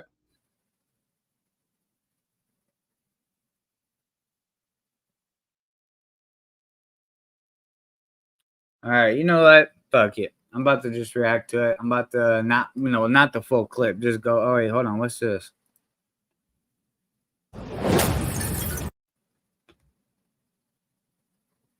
Nate the lawyer. So to say that black people have never been in charge of any system in government, that just doesn't seem accurate. It just doesn't seem. So let's continue on. I'm not talking about. Hopefully she'll elaborate. This is what I mean by the system, or but she's not. And then she's this country. All right, bro. You know what? Fuck it. These guys are reacting to it, bro. I'm about to react to it, dude. And if fucking YouTube takes my shit down, dog, I'm gonna try to see if Sneaker Files can show me how to fight it. Cause, bro, I'm tired of not being able to react to the Breakfast Club's bullshit that they be putting up on their fucking channel, bro. Shit, weak. So hopefully, Sneaker Files could help your boy out. Cause I already know I'm gonna have to fight this one. Damn, Night Talk. I wish Night Talk would have let her talk so we could hear the bullshit that was coming out of her mouth. Think a certain kind of way. Otherwise, you quote ain't black. Wow. How should I have replied to him? Oh, yeah. This is where he cooked. What I just now said. How dare you insult me and tell me I think as a human being, let alone as a black person? I don't tell you how to think. This is where he cooked Charlemagne. The election the same way Hillary did. Hillary, for 4 years, referred to the 2016 election as having been stolen. Her word, not mine. She called Donald Trump illegitimate. Let me see. I'm not talking about a position. I'm not talking about a mayor. You know good Oh, and so well what I'm talking you're about, basically Mr. saying that they're black faces that are still in those Correct. positions, but they're still being a Correct. part Similar of the to you, system. Mr. Elder. You're a black face in a position in the conservative movement. They're just the same. They're just on the other. Damn, that's pretty fucked up to say to another black person. So he's just a black face in the position of a politician that is essentially doing the deed of white people. Like, bro, that is out of pocket, bro. Like, what the fuck? That's so out of pocket to just say this man is just a face, bro. Like, I bet if we looked up and seen what this man has done for his community and his local where I don't know where Larry Elder is exactly from, but I guarantee if we look him up, he's done some honorable stuff. Granted, he may not be the a majority of politicians are snakes anyways, but I bet if we looked up his shit, he's not just a face. I bet he's done some shit more than what you've done, Tez. Besides calling in through a fucking Zoom call on the Breakfast Club and make yourself look like a complete jackass. There's equality for you. DJ Envy is only in the real estate game because he has money. Laugh out, not because he knows shit. Facts. That's true too. Until I'm glad you brought that up, because what the point that Night Talk skipped out of that whole like little ending right there on the Night Talk video was that Larry Elder was trying to tell DJ Envy, yeah, like your father didn't have that. You weren't able, or your father wasn't able to be in real estate. You weren't in real estate until you got older. And he was trying to state that, yeah, your kids are gonna be more are gonna have how can I state this? They're gonna have a better chance at being successful in the real estate business because you learned how to be a realtor. DJ Envy, you had that opportunity. You did it. So like, bro, like that's the thing is like to sit here and say constantly that there's this system that's holding black people down and putting them in this victimhood type situation, bro. To me it's fucking baloney, because look, DJ Envy, you made it. Charlamagne, you're on the radio, on a syndicated national radio. Like, it's possible to be done. When you constantly act like it's not possible and you're constantly saying like, oh, yeah, you better, like when you're constantly making it seem like it's impossible, people are then going to, people that listen to you are then going to internalize it as impossible. And they're going to constantly feel like, oh, no matter what goes wrong, it's going to be because of X, Y, Z. Like, bro, come on. All right, yeah. Give me a second. I got to answer this call. Hello? I'm talking about. So then, when Martin Luther King said in 1966, I believe there could be a black president in about 40 years' time, then it really doesn't matter whether there's one or isn't. Because nothing changes. He was naive. He was naive then. Killed him as well. Well, we know that the FBI and the CIA also killed him. That system. You realize that, correct? Wow.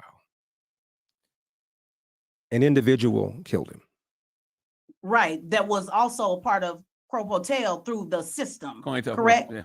Not correct. Pro. Not correct. He was so killed. The FBI didn't have anything to do with it. The CIA didn't have anything to do with it. Edgar Hoover was definitely on Martin's ass. Like, come on. I didn't say he wasn't. No. Robert Kennedy is the one that approved the wiretaps. But to say that the FBI killed him, I mean, what's your evidence of that? Oh no, that's a pretty serious charge. Yeah, I get what you're saying. Pretty serious charge. Yeah. Serious charge that requires serious evidence. Yeah. What is your enforcement law proposal? It is to allow states to set up commissions of retired judges and retired DAs to get rid of these soft on crime, George Soros-backed DAs that are allowing a bunch of bad people on the streets or not charging bad people to the full extent of the law. And the people that, by and large, that are hurt by these people are the very black and brown people living in the inner city. Mm. There's a Larry Krasner is a George Soros-backed DA in Philadelphia. He's been impeached, but this Philadelphia State Senate wouldn't even take up the case. We've had 2 attempts to repeal the soft on crime DA in LA County, and it hasn't gone through yet. We've got a bunch of, in my opinion, this guy, Alvin Bragg, he ran promising to get Donald Trump. And when he got in, he said the evidence wasn't there. And then one of the former DAs writes a book, accuses Bragg of giving Donald Trump a pass. And all of a sudden, he brings counts against Donald Trump. I think it's unfair. You think members of your party are leaning toward fascism? Define fascism. Authoritarianism. Define fascism. I mean, the rejection of democracy, the rule of law, and equal rights under the law in favor of a strong man, Donald Trump, who interprets the popular will? No, I don't. There was a long article about Barack Obama by one of my mentors. His name is Thomas Sowell. He's an economist, he's a black conservative, still alive, right, 95 years old. And he wrote a piece in which he said a lot of people call people like Barack Obama socialist. Socialism is government ownership of the means of production. Fascism is when the government allows you to own means of production, the government tells you what to do. And he said, frankly, technically, people like Barack Obama are fascists. That is to say, these are left-wing people telling you how to run your business, telling you what to sell, telling you what you can't sell. For example, in California, we have a governor named Gavin Newsom, who recently said by the year 2035, no more sale of new gas-powered cars. How dare you? Most people don't want an EV. They like their own gasoline-powered cars, but now you're telling car dealerships they can't even sell them? What do you call that? But what about, when you tell women what to do with their bodies?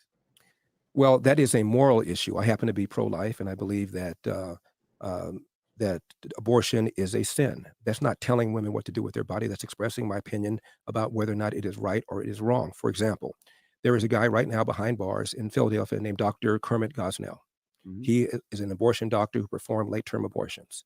When I ask people who consider my position to be extreme, I ask them, tell me at what point do you believe pregnancy has gone so far that to terminate the unborn would be homicide, and almost nobody will give you an answer. So in other words, what you're really telling me then is this guy, Dr. Kermit Gosnell, should be set free. He's a political prisoner. He was persecuted unfairly. If you won't tell me when you think at what point a pregnancy cannot be terminated unless it's homicide, then to me you're essentially allowing women to kill the unborn, no matter how old that unborn is. And I think that's wrong. The other thing, Charlamagne, real quickly on this issue.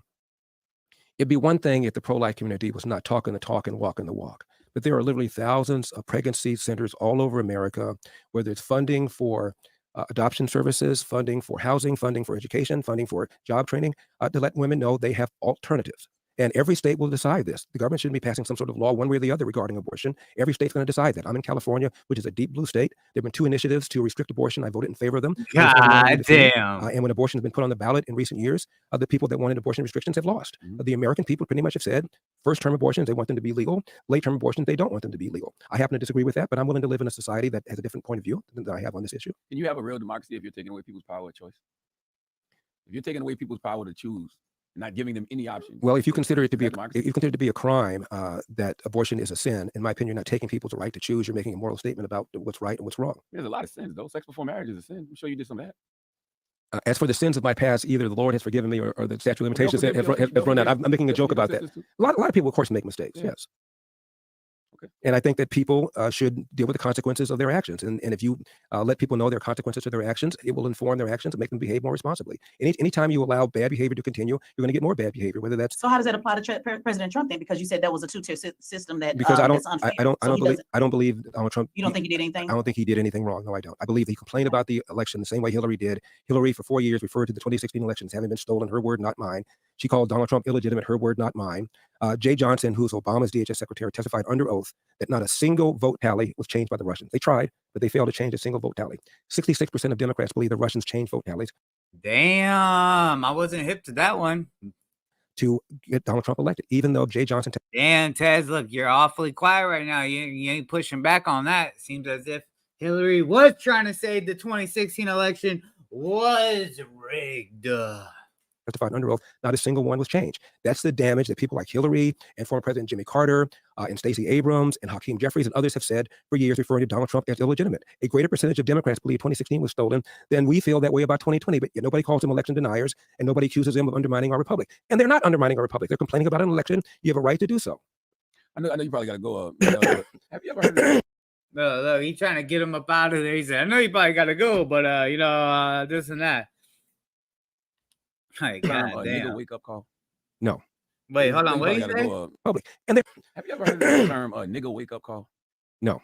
It is an incident where a person of color forgets that they are of color and are reminded rather brutally by an unexpected act of racism. Have you ever had any of those? Oh, brother. I'm just asking. You think? So he said, have you ever heard of an N-word wake up call? Well, Charlamagne, maybe you should be getting asked that same question, because what Larry Elder is about to do, he's about to school you, young bull. You better respect your elders, Charlemagne. Well, I'm acutely aware, Charlemagne, that I'm a black person, just as you are a black person. And when Joe Biden insulted you by saying, you ain't really black, we don't know whether or not you want to vote for me or vote for Donald Trump, it seems to me that should have been a wake-up call on your part. How dare this guy come in here and insult you, a black man, and tell you got to think a certain kind of way? Yeah. I'm amazed that you're Charlemagne, that I'm a black person. Hold on. Let me put it on the regular speed so y'all can hear that verbatim. Jesus. You are a black. You think you've ever? Well, I'm acutely aware, Charlemagne, that I'm a black person, just as you are a black person. And when Joe Biden insulted you by saying, you ain't really black, we don't know whether or not you want to vote for me or vote for Donald Trump, it seems to me that should have been a wake-up call on your part. How dare this guy come in here and insult you, a black man, and tell you got to think a certain kind of way? I'm amazed that you weren't mad about that. I'm not gonna say it upset me, just like I'm not letting you upset me. You know what I mean? I don't tend to get upset over things like that. But what I did say, well, you just not talk about a nigga wake up. So hold on, you're getting upset with him not experiencing the N-word wake up call. Charlemagne, look, he got you, Charlemagne. Call, and it seemed to me that should have been a wake up call on your part to have a white guy come in here who also said, by the way, about Mitt Romney. Because he didn't want to put more regulations on Wall Street, going to put y'all back in chains. And Joe Biden has lied for decades about his civil rights record, claiming that he desegregated movie theaters and restaurants in Wilmington, Delaware, when he didn't do any of that. He lied and said that he tried to visit Nelson Mandela during apartheid South Africa. He did not. And he came in here and told you aren't even black and let you think a certain kind of way. It seems to me that should have been a nigga wake-up call for you, but it wasn't, apparently. Yeah, I mean, no, for the record, I'm not. Yeah! Damn! Yo, Charlemagne, he cooking your ass right now, bruh. That's a whole mic drop. That's a whole fucking mic drop. Hey, yo, Larry Elder could have just got up and left the interview right then and there, bruh. Bruh, because god damn, he schooled you, Charlemagne. God damn. A Democrat or Republican. I didn't say you were. Yeah, I think both. I don't know what you wasn't. You aren't even black and let you think a certain kind of way. It seemed to me that should have been a nigga wake up call for you, but it wasn't, apparently. Yeah, I mean, no, for the record, I'm not a Democrat or Republican. I didn't say you were. Yeah, I think both. I don't know what you are. I never even asked you about your party affiliation. Yeah, I'm just saying, but you are black. And to have a white guy come in here and tell you have to say think a certain kind of way, otherwise you quote ain't black. Wow. How should I have replied to him? You think? What I just now said. How dare you insult me and tell me I think as a human being, let alone as a black person? I don't tell you how to think, Joe Biden. How dare you come in here and tell me how I should think? I'm going to vote for Donald Trump if I want to vote for Donald Trump. And if I want to vote for Donald Trump, it does not make me not black. 20% of black people, black men, as I said, voted for Donald Trump in 2020. Are they not black now? So only 80% of black people, black men walking around are really black. 20% are not because they voted for Donald Trump. How insulting is that? How condescending is that? I mean, you're probably right, but I didn't take it in that way. Well, I did. As I said to him in that moment, it's just about me wanting something for my people. And I want to know, what is he going to do for my people? And not only for my people now, how are you going to atone for the things you've done to my people? Right. That's it. Right. And this is a guy. And he said, okay, Charlemagne, let's say that's what your angle was. And Joe Biden then says, yo, if you don't vote for me, you're not black. And you didn't push back on that answer based off of what you just said you want out of that situation. Want something for my people. And I want to know, what is he going to do for my people? And not only for my people now, how are you going to atone for the things you've done to my people? Right. And he said, yo, if you're not black, or if you're black, or if you don't vote for me, you're not black.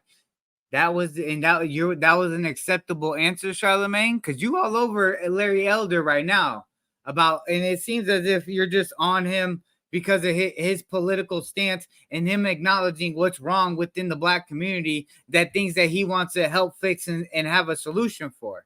It seems as if you're upset about that because you keep on making this guy seem like he's an Uncle Tom. And bro, I'm not getting Uncle Tom vibes from this guy. Granted, I don't fuck with Trump. And bro, what he's saying about Trump, to me, just because he fucks with Trump, bro, I've had to learn this over time. Granted, yes, I was one of those guys that were like, if you with Trump, fuck you all, no, whatever, right? But over time, I had to, mature, grow, and learn. And hey, bro, like you can believe in or subscribe to this certain politician as to someone you think would be a good president, but that and just because you do that doesn't mean that you are then an Uncle Tom or whatever it may be. Like, bro.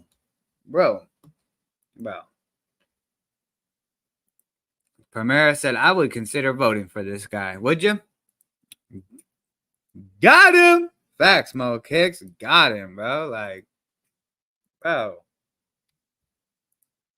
That's it. Right. And this is a guy, Joe Biden, who, when he first got into the Senate, hung out with segregationists, talked about how well he got along with them, talked about how he didn't want integration because of a jungle. This guy has made all sorts of insulting things to black people, and his policies right now are hurting black people. Inflation hurts the people at the bottom more than anything else. Letting a bunch of illegal aliens into the border are hurting black people more than anybody else, as I said earlier. He opposes school choice when he has his own kids in private school. And we lost a year, almost 2 years of in-school education in California because of COVID that he supported. I mean, this guy has done monstrous things to black people, and then for him to come in here and tell you how you ought to think of the black person, it blew my mind. As a person objectively who doesn't care about either party, when I just take a step back and I just look at everything that's happening, I see one party that seems still committed to democracy somewhat, and one party who's headed fast towards fascism.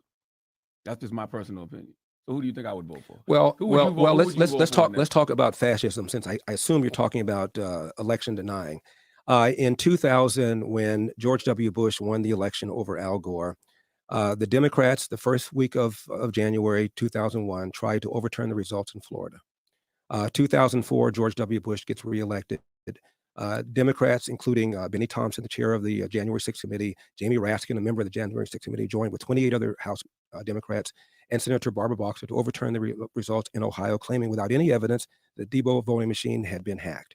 2016, January 2017, Democrats challenged more states trying to get the election overturned that elected Donald Trump. Then Donald Trump challenged the first week of January in 2021. Nobody accused them of undermining our republic. Nobody accused them of being fascists. They exercised whatever means they could to try to win the election. I want to remind you that Hillary Clinton advised Joe Biden during the 2020 election, if it is a close election, quote, do not concede under any circumstances, close quote.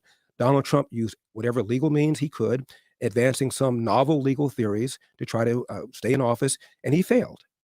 But I don't blame him for trying. Yeah, but it's not just election denying. It's the disdain of women and fear of non-standard gender identities and sexual orientation. Disdain it's for the women. Galvanizing of popular rage against cultural elites. It's nationalism based on dominant, superior race and historic bloodlines. Like, there's a lot of things that Republicans are doing. Well, what about Joe Biden going to Howard University, as he did recently, giving a commencement speech, Charlamagne, and he said the number one threat to the homeland. I fuck with that sentiment, Primera. I fuck with it. I fuck with it. And then again, like, you know, like we always say, like, not politicians, not all of them are perfect, but you know, it's just, you know, sometimes when it comes to deciding if you're gonna vote, who you're gonna vote for, you have to pay attention to these people, their mannerisms. See if they state one thing in a certain interview, but then completely contradict themselves over here. There's certain things that you got to do your due diligence. If you're interested in the voting aspect that America provides, do your due diligence. Pay attention to these interviews. See how these politicians are talking. See what they're, you know, see if they're ever contradicting themselves or being hypocrites. There's certain things that you can see and pay attention to and be like, yeah, homeboy, he, you know, I get bad vibes from him. I seen him state this one claim in this interview, but then and then this other interview completely contradicted it and whatever. So like, bro, you do your due diligence if you're gonna take part in the voting aspect. But yeah, Trump is a fucktard for sure. And what's white supremacy? Really? The FBI said that. The Anti-Defamation League keeps track of how many people are killed by extremists, no matter the race of the extremists, every year. Last year, there were 25. As I said, in 2020, there were 11,000 blacks who were murdered, almost all murdered by other people, not murdered by white extremists. It's a lie to say white extremists. It's a 2020. It's a lie. It's what Democrats do to get black people angry. The FBI said that. It's what Democrats. Fine. If Jack runs for president, he got my vote. Fine. I don't agree with that. The number one threat to the homeland is a large number of people who are engaging in criminal activity.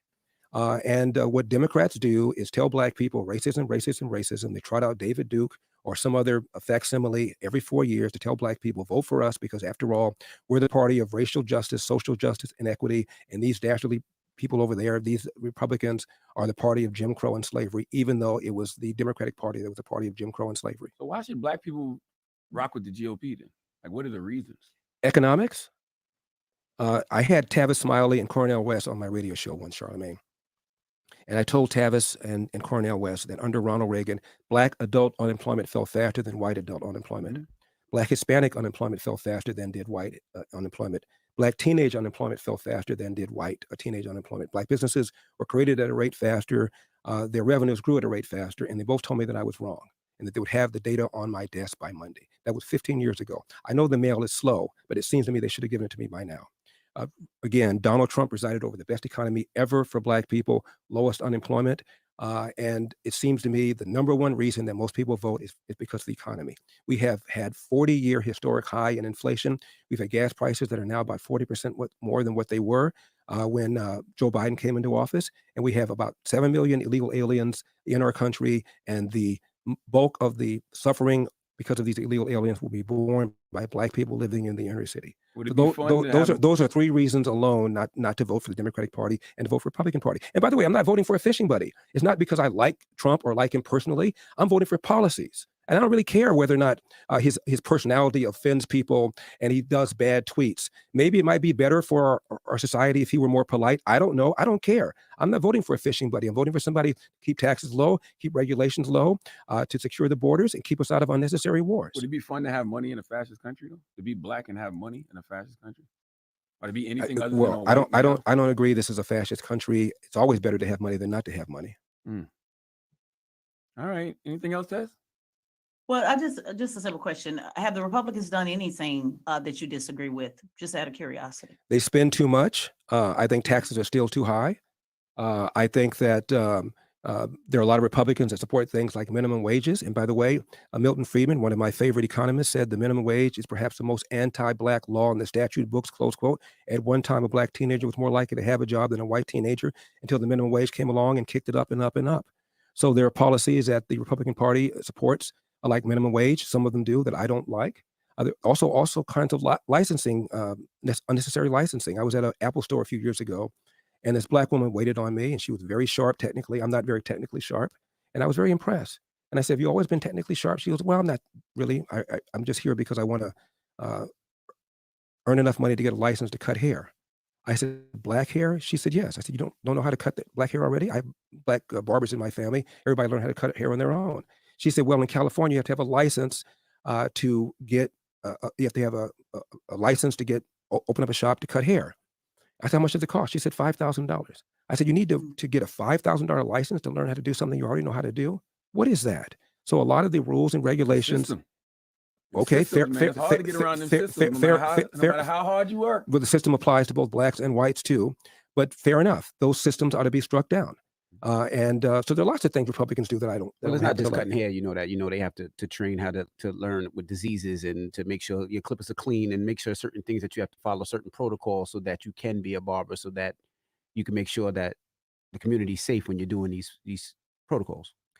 Well, if there weren't government protocols, bro, somebody should just cut DJ Envy's mic and not allow him to talk ever again when they have a political candidate up on fucking the goddamn Breakfast Club. Because, bro, what the fuck, bro? Bro, there are so many barber shops that are open and don't have the legal papers that they need.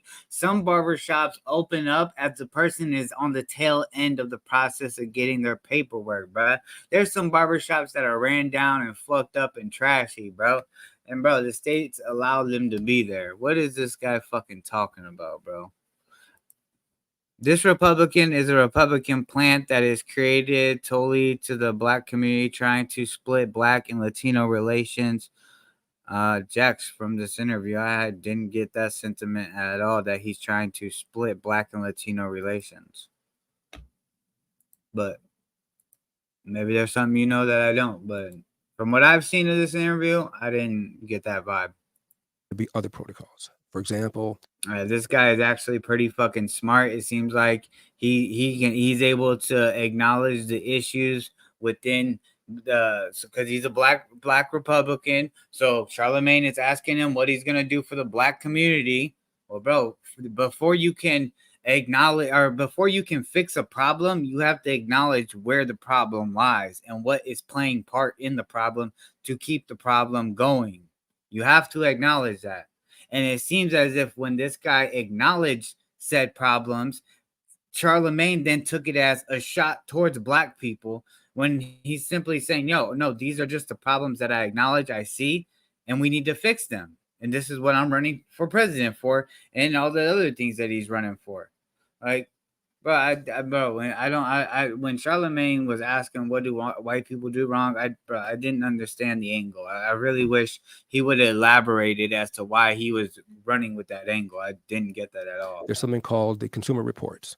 That's not government, and it comes out and it talks about cars and what cars are good, what cars are safe. If government didn't do these kinds of things, entrepreneurs would step in and they would have licensing. So there'd be a little sticker on the window when you go to a barbershop, and it would say, "I've been approved by so and so licensing board or organization." Some of it's bullshit. 5,000 is too much, though. But There are all sorts of things that we would do if the government. Well, I mean, bro, like the term illegal alien is like is the actual term that they use. So I mean, what term did you want them to not use? Because I feel like people when Republicans bring up this illegal alien term, they're starting to make it as a blanket statement, as if they're talking about everybody.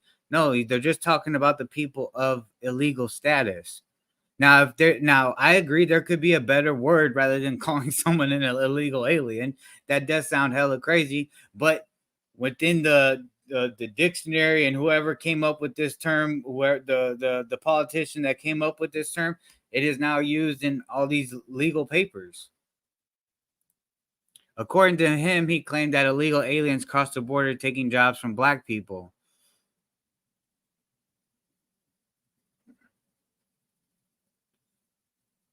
Primera, I don't remember him. I didn't hear him say that. Primera, did you hear him say that illegal aliens are crossing the border and taking jobs from black people? I didn't peep that. Primera, you've been paying attention. Let me know if you saw it. Yeah, he does throw in some bullshit with his quick wit, but all politicians are slick. Yeah, facts, bro. Like, bro, that's one thing as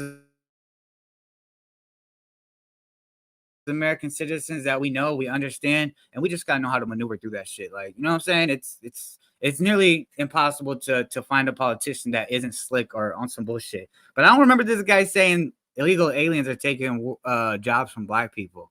It's code word for Latinos. Americans ain't doing immigrant work. It's code word for Latinos.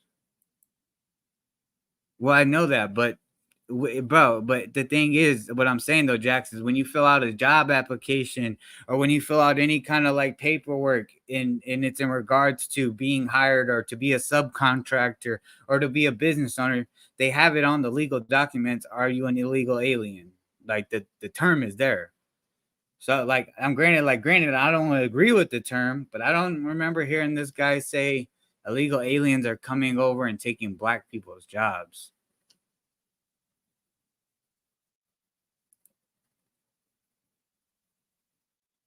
Primera, I know you've been here, so if you're able to, confirm what Jax is saying, then maybe I missed it, but I didn't catch that, Jax.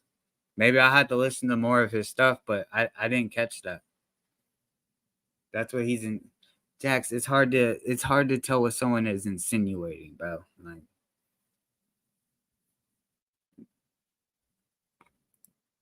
I'm not an illegal alien when California is part of Mexico.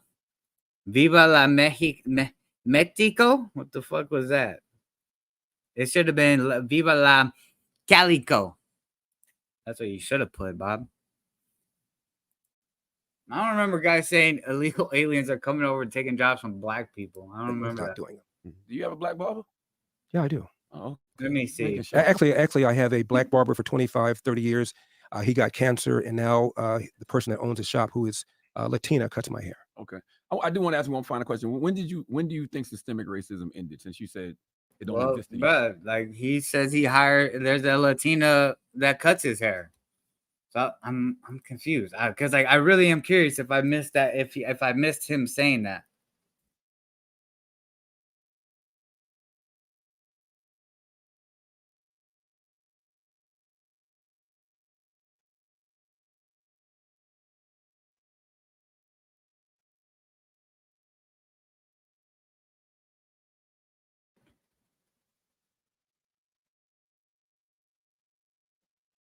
Yeah, and I looked up to see if he's made that claim.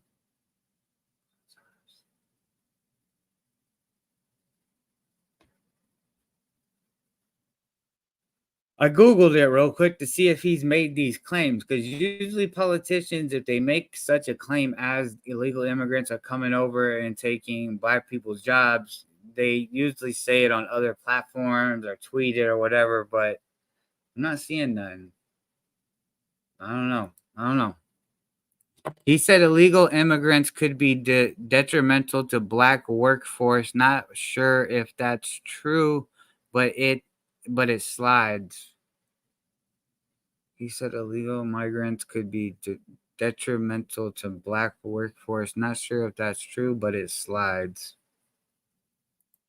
Primera hates me because I'm Mexican. He said it's illegal immigrants. He said illegal immigrants could be detrimental to black workforce. Not sure if that's true, but it slides.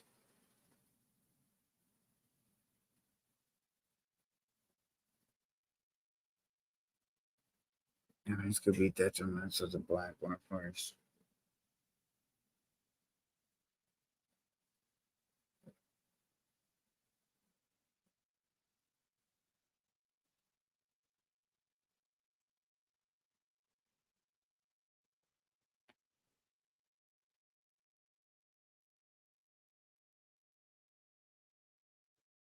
Yeah, I could see how those statements would rile up some black people and make them start to think that illegal immigrants or Mexicans are taking their jobs. But damn, bruh.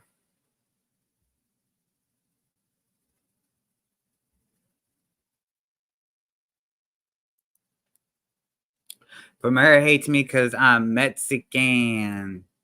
He said it twice in the interview for Jesus. So far, Jesus. I didn't peep it. I hate Bobby because he looks like Godzilla, and Asian people hate that fucker. God damn, Primera. More. When did it end? I can't come up with a specific time, but Civil Rights Neither Act. can we. Civil Rights Act of 1964, Brown versus Board of Education, the Loving versus Virginia Act that struck down race mixing. You couldn't, for 13 states, you couldn't marry a white woman. Again, I think that when Barack Obama got elected, it was a big deal. When Obama got elected, this is really important. He got elected with a little more than 52% of the vote. He walks into the Oval Office the third week of January. He had a 70% approval.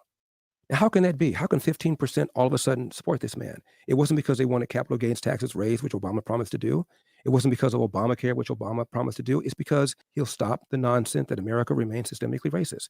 And for 8 years, in my humble opinion, he played race card after race card after race card. So when he entered the Oval Office, both blacks and whites thought race relations would get better. When he left, both blacks and whites thought they got worse. Why? Because he did things like the Cambridge police acted stupidly when they didn't. If I had a son, he looked like Trayvon. When what happened to Trayvon had nothing to do with his race. He embraced Black Lives Matter. He invited Al Sharpton in the White House over 70 times. He said that racism is in America's DNA. He said all sorts of things so that when he left, both blacks and whites thought race relations got worse. Right, but sir, this is where and we can just agree to disagree, because you're mixing race relations and voters, what voters decided to do, who might just be very good people that decided to elect a black man, confusing with institutional system racism. And those are just two totally different things. And it's okay if we just agree to disagree. I'm talking about structures, not what voters did or, voters wanted to see better race relations. We're talking about structures, the same structures that you referenced several times that have also spited you. So that's all Joe Biden, for example, when Georgia reformed its law, said it was worse than Jim Crow. It's Jim Ego. More blacks voted in Georgia than ever before. The percentage of blacks increased. If the structure, how is it that the structure did not stop black people from voting in Georgia? Well, I'm not talking about voting, sir. I'm talking about, and just to be fair, I think Joe Biden and what Joe Biden has did to African Americans, particularly with the war on drugs, was one of the worst things that actually happened to black people. Just to put that on the record, he too was a part of that system that I'm talking about. Democrats as well. I just try to stay balanced to say that same system applies on both sides. Democrats and Republicans helped with mass incarceration. Joe Biden led it, wrote it. So we have no problem. Or I have no problem condemning him as a Democrat for what he's done. I'm just talking about institutions versus relations are just two totally different things. And that's just where we, just disagree with that. And that's okay. Well, we didn't really get into mass incarceration, but most people who are behind bars because they committed a violent crime against somebody else. And often the black people who are behind bars committed a violent crime against another black person. Well, when I'm talking about mass incarceration, I'm not talking about violent crimes. I'm talking about non-violent crimes, particularly the war on drugs. I was very clear in what I said. I agree with you that I believe that the drug problem should be dealt with as a health problem rather than a criminal justice problem. But most people are not behind bars for using drugs or for dealing drugs. They're behind bars for having committed a violent act against another person. Sure, but that wasn't what I was talking about. I was very clear when I talked about Joe Biden writing the crime bill and mass incarceration with war on drugs to nonviolent offenders. So that's a different conversation. You're weaving the two together. So we just have a disagreement on institutions versus race relations, and that's okay. Well, in order for you to go to jail, you have to commit a crime. If you walk down the street, not always when you're black in America. Well, where are the class action lawsuits, Charlamagne? We have all these black lawyers. Many black people have gone to law school. Where are the class action lawsuits claiming that a bunch of people are behind bars illegally, wrongfully? Where are they? So you think everybody that's behind I didn't bars say is that. behind bars? I didn't say that. Why don't you answer my question? Where are the class action lawsuits? Oh, you got to need money to do class You action have lawsuits. you've had a black attorney general, Eric Holder. You had back-to-back black attorneys general, Eric Holder and then Loretta Lynch. Why didn't they release a whole bunch of people who are illegally behind bars? Why didn't they do that? You had a black president. And I criticized them as well, went on record, because actually you're right. He lied and said that he was going to fix the crack cocaine disparity. So I went on record, you're right.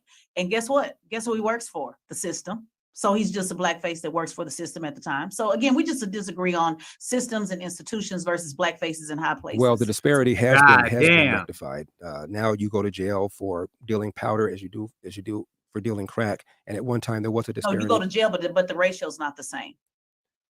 Well, because the dealers are not the same. For example, there are more white people behind bars for drunk driving than there are black people. There are certain categories of crime that whites commit. Mr. Elder, you're first depends on the drug.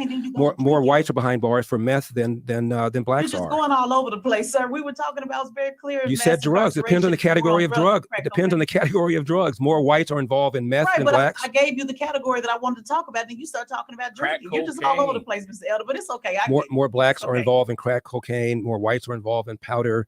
More whites are involved in meth than blacks. Depends on the category of the drug you're talking about. And I was talking about a very clear category, and I gave you, I told you where I just criticized the black man who was in charge, and you skipped over that and went right to talking about drunk driving. So again, sir, I have no problem with criticizing black Democrats. We do that. Charlamagne does that all the time. It's just the imbalance of understanding that even black faces in high places, even including yours and Democrats, Republicans, just being fair across the board. That's all. Well, that to me basically is no different than what Joe Biden just did with Charlamagne, which is to tell me as a black person, I got to think a certain kind of way, otherwise I'm not black. And I didn't like that either. Well, you just did. I didn't like that either. You just did. You call me a black face as if I'm supposed to think a certain kind of way. No, I said black face. I said black face in high places. I said they're everywhere. You're a black face. You're in a high place. You're running for president of the United States. That's a high place. You are a black face, correct?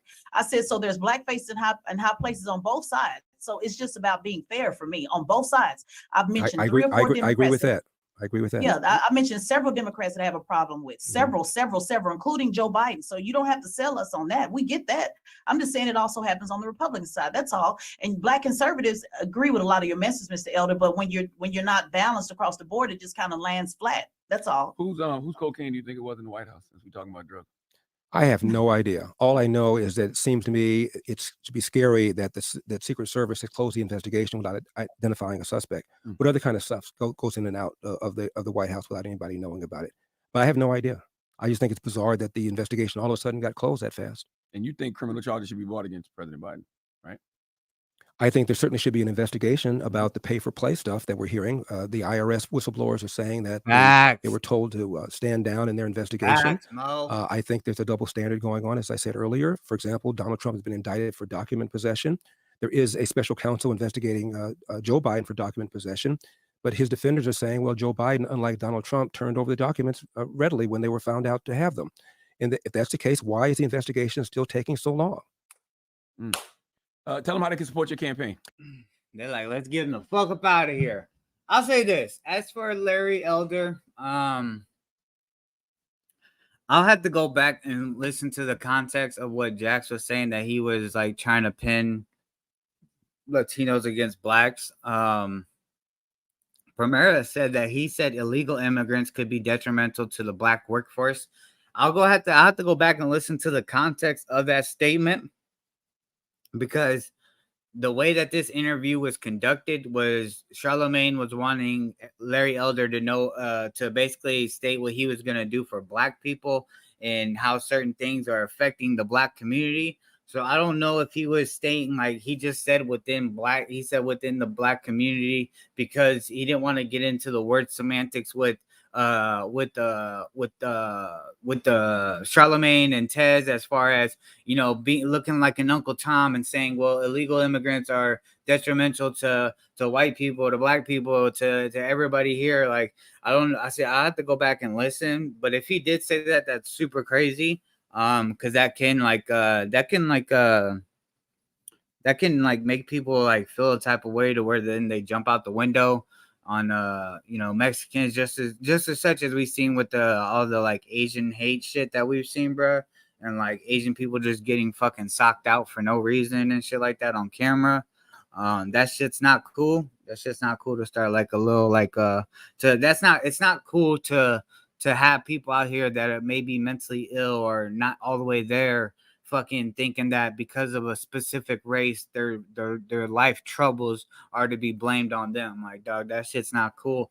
But other than that, like, as far as what homie was saying in regards to like all the facts and data that he was talking, the acknowledgement of giving the government awarding women to be able to receive certain resources such as Section 8, SNAP, daycare, and all this other shit, to only be able to receive those kind of resources if they don't have the father of the child in the house or a male figure in the house. I definitely agree with those sentiments. And I definitely will probably be keeping my eyes on him to kind of see where his message is. I'll do a little bit more research on him as well in my free time. But other than that, I fuck with dude.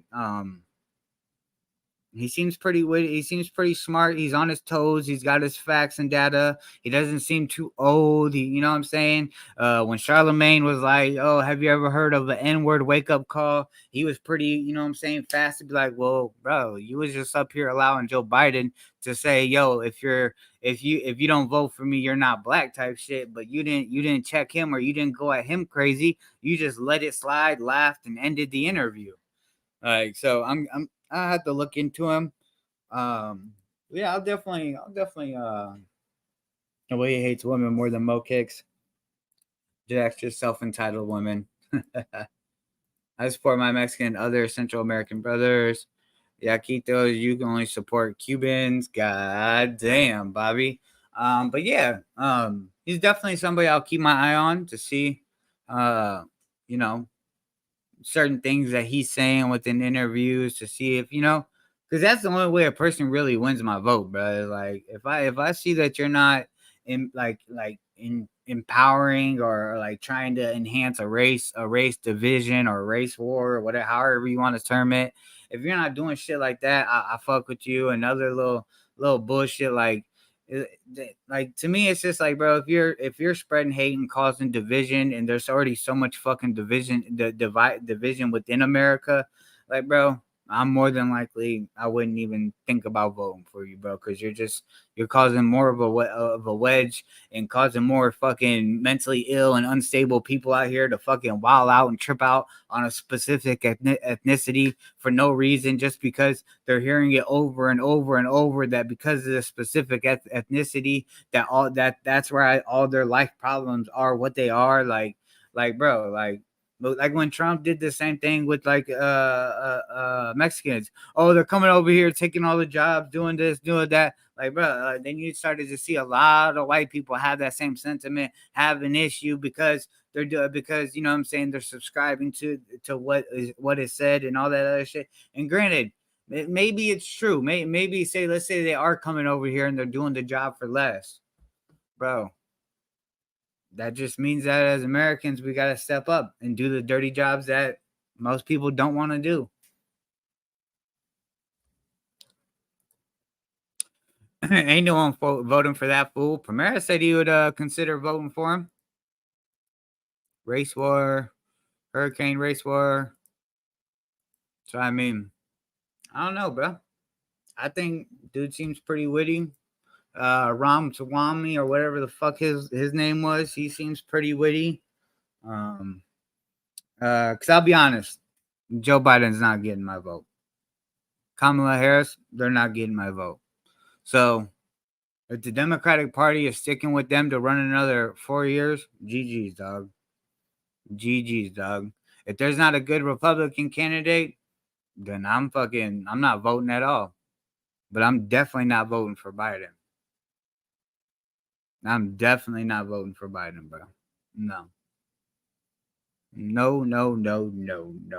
Like, I'm good, dog. Like, the Democrats would be way better off to just find a whole other candidate to run for them for the 2024 election. But they're probably gonna stick with Biden, and that's gonna be their demise, bro. Because, bro, if Donald Trump has a voting like the when they did the polls as to like what's the percent of people fucking with Donald Trump and Joe Biden, they're both at 60 or like they're both at 46%.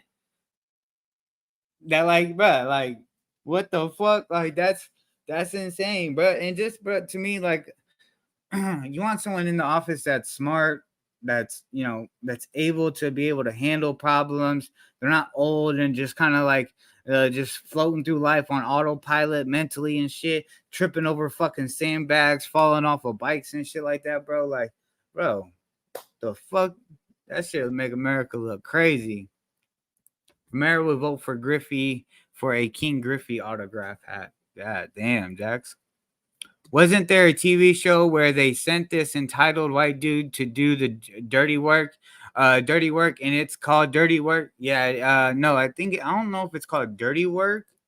What is it? America's Dirtiest Jobs or some shit? America's Dirtiest Jobs, I think is the name of it. Yeah. Or no, it's called Dirty Jobs. It's just called Dirty Jobs. Yeah, so you're right. Not Dirty Work, Dirty Jobs.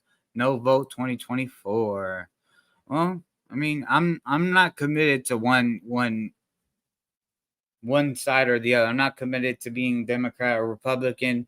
I'm just, you know, whoever has the most logical sense and seems to be fucking all there in the head and is able to fight for certain shit that I believe in, then cool. But like, I also know that if I'm expecting a politician to do everything that they say on their candidate on their little candidate tours or whatever the shit that when they go to state and preach, I mean personally, I don't put the expectation on myself to expect that they're gonna do everything they said, bro, because they're just not. Like, we've seen it time and time again, Republican or Democrat, neither one of them can actually do what they say they're gonna do in all of it in its entirety. Like, bro, it's just, it never happens. So yeah, I would what do you say? Can we take a break from having a president? God, what do you want? Mo Kicks, what would you suggest?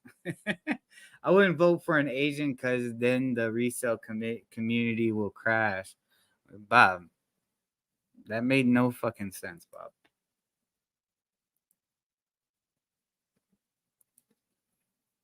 You saying all the Asian? Oh, okay. I see what you're saying. God damn, Bob.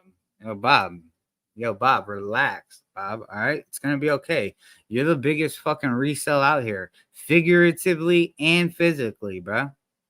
You out here on trade block robbing motherfuckers. What you mean? You out here robbing motherfuckers. Me or let him gas you, Mo Kicks. He was all in my text this morning, sucking his cat.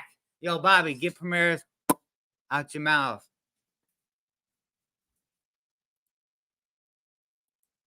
Yo, hey, Primera. So what do you think of this? Yo, hey, Primera. You think I could get this on for on trade block? You think if I offer this, I could get this on trade block? Hey, Primera. Hey, Primera. You think I should post this on eBay at this price, Primera? Don't let him gas you. Primera, stop it. Hey, bro. Hey, bro. Hey, bro. I'm just saying, bro. I thought that was pretty interesting. I thought it was fucking hilarious. Charlemagne actually got fucking caught up twice. Caught up 2 times. Like, goddamn, bro. You better, before you get to trying to insinuate that someone's an Uncle Tom, you better check yourself at the door. Ugly motherfucker.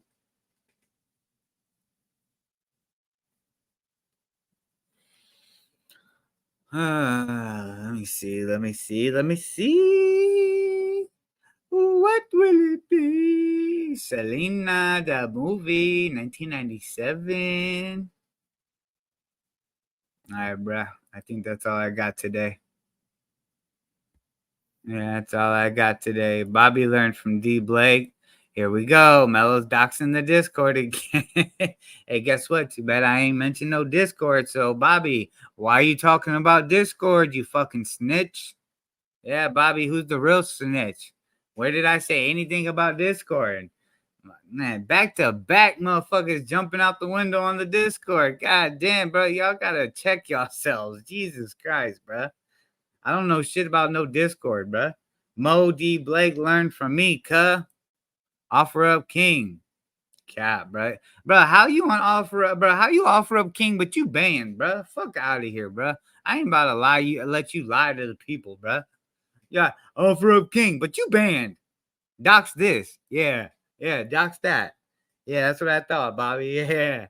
Yeah, Bobby, you right next to Jack, dog. I got 2 window jumpers, one in the chat and one yesterday on the stream. God damn. I'm just kidding, Jax. You know I love you. Super secret chat. Shh. I'm not banned. I'm just on video. Yeah, I heard the waterworks.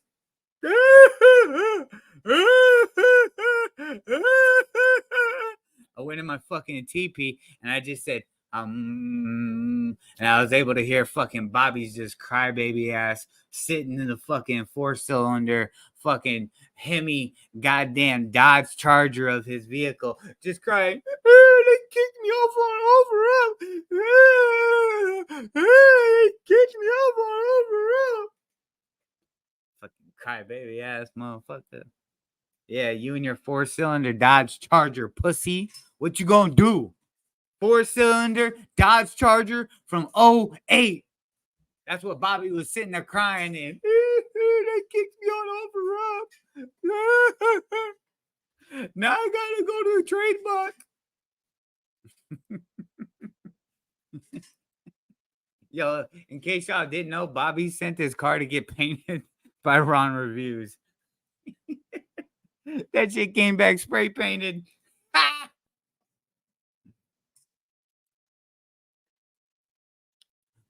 Dances with Chihuahuas is Bobby's native name. Jesus Christ. Bobby couldn't dance for shit. A 4-cylinder must be a custom. You already know. He sent it to Ron Reviews, bruh. That shit came out a 101. Spray paint. 4-cylinder Dodge Charger. A coupe. It's a coupe. Nah, a 4-cylinder Dodge Charger coupe is crazy. Bob reviews, cut. Dodge low charge.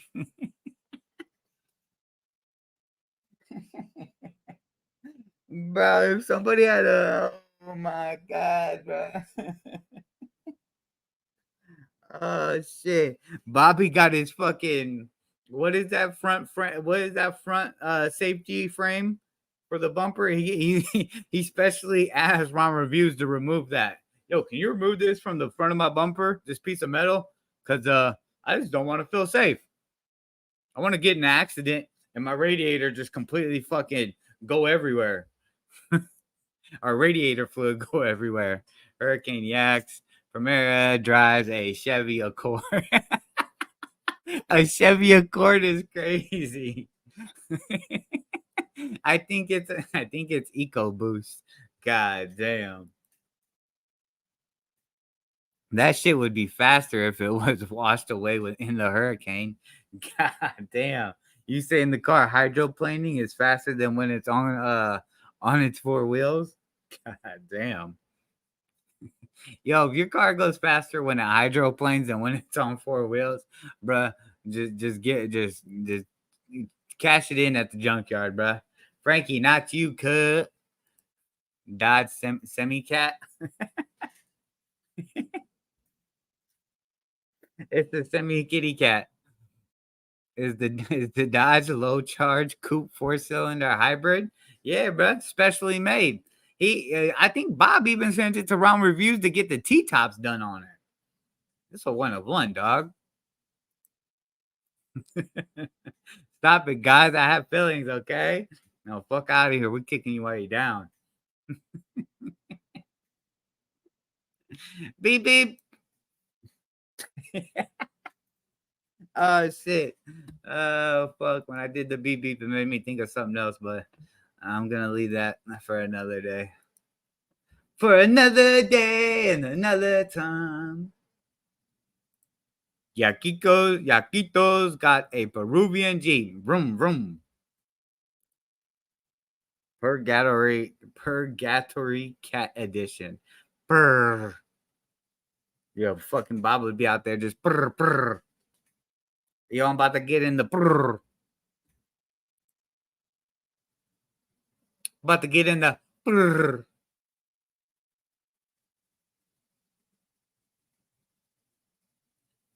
All right, yeah. I'm about to get up out of here.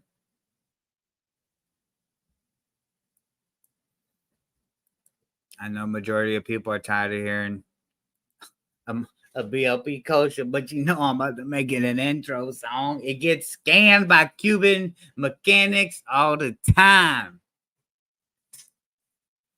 Hey, look at my side mirror. God damn. Hey, look at my bubble tent. It moves. It got the wave. It's all bubbly. Oh, what the fuck? How the fuck did I skip the song? Is that you on a canoe? I might find me a message in a bottle, coach. Yeah, rat of that. Dandruff out of piece. Hey, let it kick back like an angry horse and make him hit the hay. Spider bites it all. Tried to trap and put me on the play. They told me I should make a Yeezy dish, but I don't fucking play. I served the crack of cornstarch cause I don't fuck with ye. Two-Face, I call that big Cruella cause she from the Ville. Stay on track until I hit 100K or make a mill. Coach Pickle keep a barrel while I'm skating. Jason Dillon. Coach Pickle keep a barrel while I'm skating. Jason Dillon. When you in the cup, get a gauze bandage. Pull up on Criminal like a villain Krampus. Llama with a light bulb, make his ass vanish. Alopecia, she say all these other rappers dangerous. That bitch from the noise, she say it's to me though. Truth of the matter is I hop up on like Andy Dito. They sleeping on me, I might leave their ass to El Dorado. Or maybe I'll just take the man and shove this to Morocco. Hog wild, he ain't gon' step without a goon. Swashbuckle, they done let the Jew on the canoe. I'm in the suit, Natasha tearing up my suit, tearing my suit. That sound fruitful that I'm a last and see about what this honey do. Hog wild, he ain't gon' step without a goon. Swashbuckling, let the Jew on the canoe. I'm in the suit, Tasha tearing up my suit, tearing my suit. That sound fruitful that I'm a last to see about what this honey do. When I grow up, I'm trying to have a jit and be a rat ass. She kicked me out on Cypress, had to take the bus from McNabb. I hit it from the back, now she say I'm a pain in the ass. Call the dentist when I grow up, I have a whole lot of plural. I got to pull up on the current state, I call it rip curl. My mama told me keep the peace, it's a real sick world. I'm trying, I punish ops, Debbie Ryan. He won't smoke cause I just burnt the bridge, late Wyman. Hard wash, he ain't gon' step without a spoon. Swashbuckling, let the Jew on the canoe. I'm in the suit, Tasha tearing up my suit, tearing my suit. That sound fruitful that I'm a last to see about what this honey do. Hard wash, he ain't gon' step without a spoon. Swashbuckling, let the Jew on the canoe. I'm in the suit, Tasha tearing up my suit, tearing my suit. That sound fruitful that I'm a last to see about what this honey do.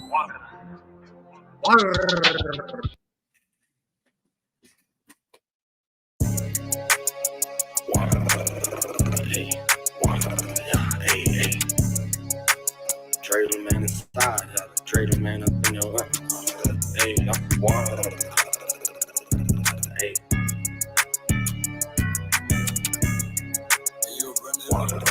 Yeah. Hey. That cracker broke with no hustle, but he blames it on the Jews.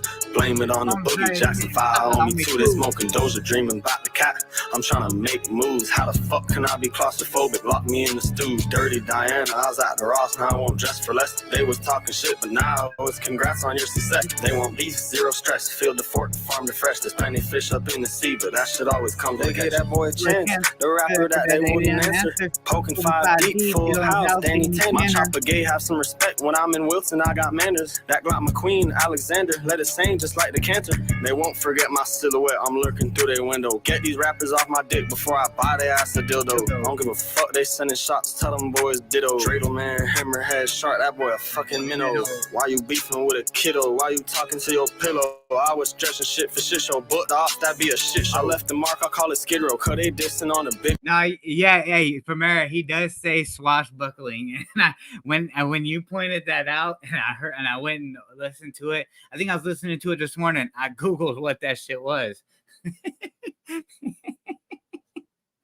Oh shit! B.O.P. Kosher is the new Mahalo rapper. Standing clipping it look like a hippo. Why they want me to be a sicko? Everybody around me crank no yes man. Hunt around John, leave his ass no info. I leave the coins in the chest of a dead man. She a little neck, now she a little nympho. Used to dwat, now he do crypto. Tiny Tim, I like to tiptoe. Shit was fucked up by Calypso. He'll bomb him, no Francisco. Paul Revere, the ops are coming on. Let him peel. Catch that boy and make him backflip like Jaleel. Saddle back strap like a horse, but I don't got concealed. You trying to be gangster? I'ma be a star, mass appeal. Bro, with no hustle, but he blames it on the Jews. Blame it on the boogie. Jackson 5 on me too. They smoking Doja, dreaming about the cat. I'm trying to make moves. How the fuck can I be claustrophobic? Lock me in the stew. Dirty Diana, I was at the Ross, now I won't dress for less. They was talking shit, but now it's congrats on your success. They want beef, zero stress. Field to fork, farm to fresh. There's plenty of fish up in the sea, but that shit always comes with a catch.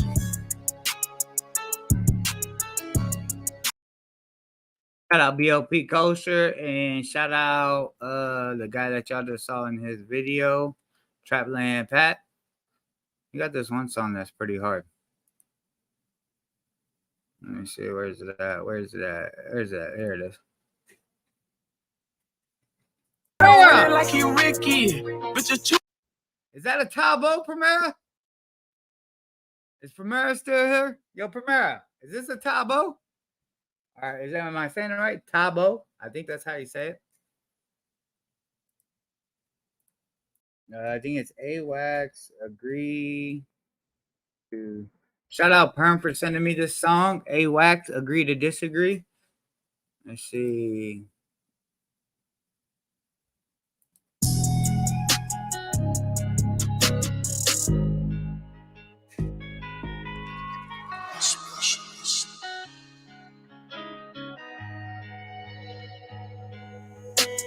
You say I'm overly paranoid and I smoke too much. I say you don't smoke enough and you think you know too much. You say I'm always at fault and refuse to take the blame. I say if I'm such a problem, go ahead and make that change.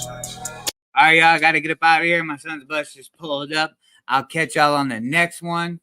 Y'all be easy. Thank you, everyone that came through, everyone that hit the like button, everyone that was in the comment section popping their shit. Thank you for coming through. I'll catch y'all on the next one, and be on the lookout because Jax could possibly be having a waffle sometime, either maybe today, tomorrow, the next day, or the next day. Just be on the lookout. And also be on the lookout for the NBL battles that are coming up this weekend. I'll catch y'all on the next one. I know, yeah, facts, Perm. He is fire. So next time I do an intro, I'm going to play this song. I just didn't realize the bus was about to pull up. So I'll catch y'all on the next one. Peace.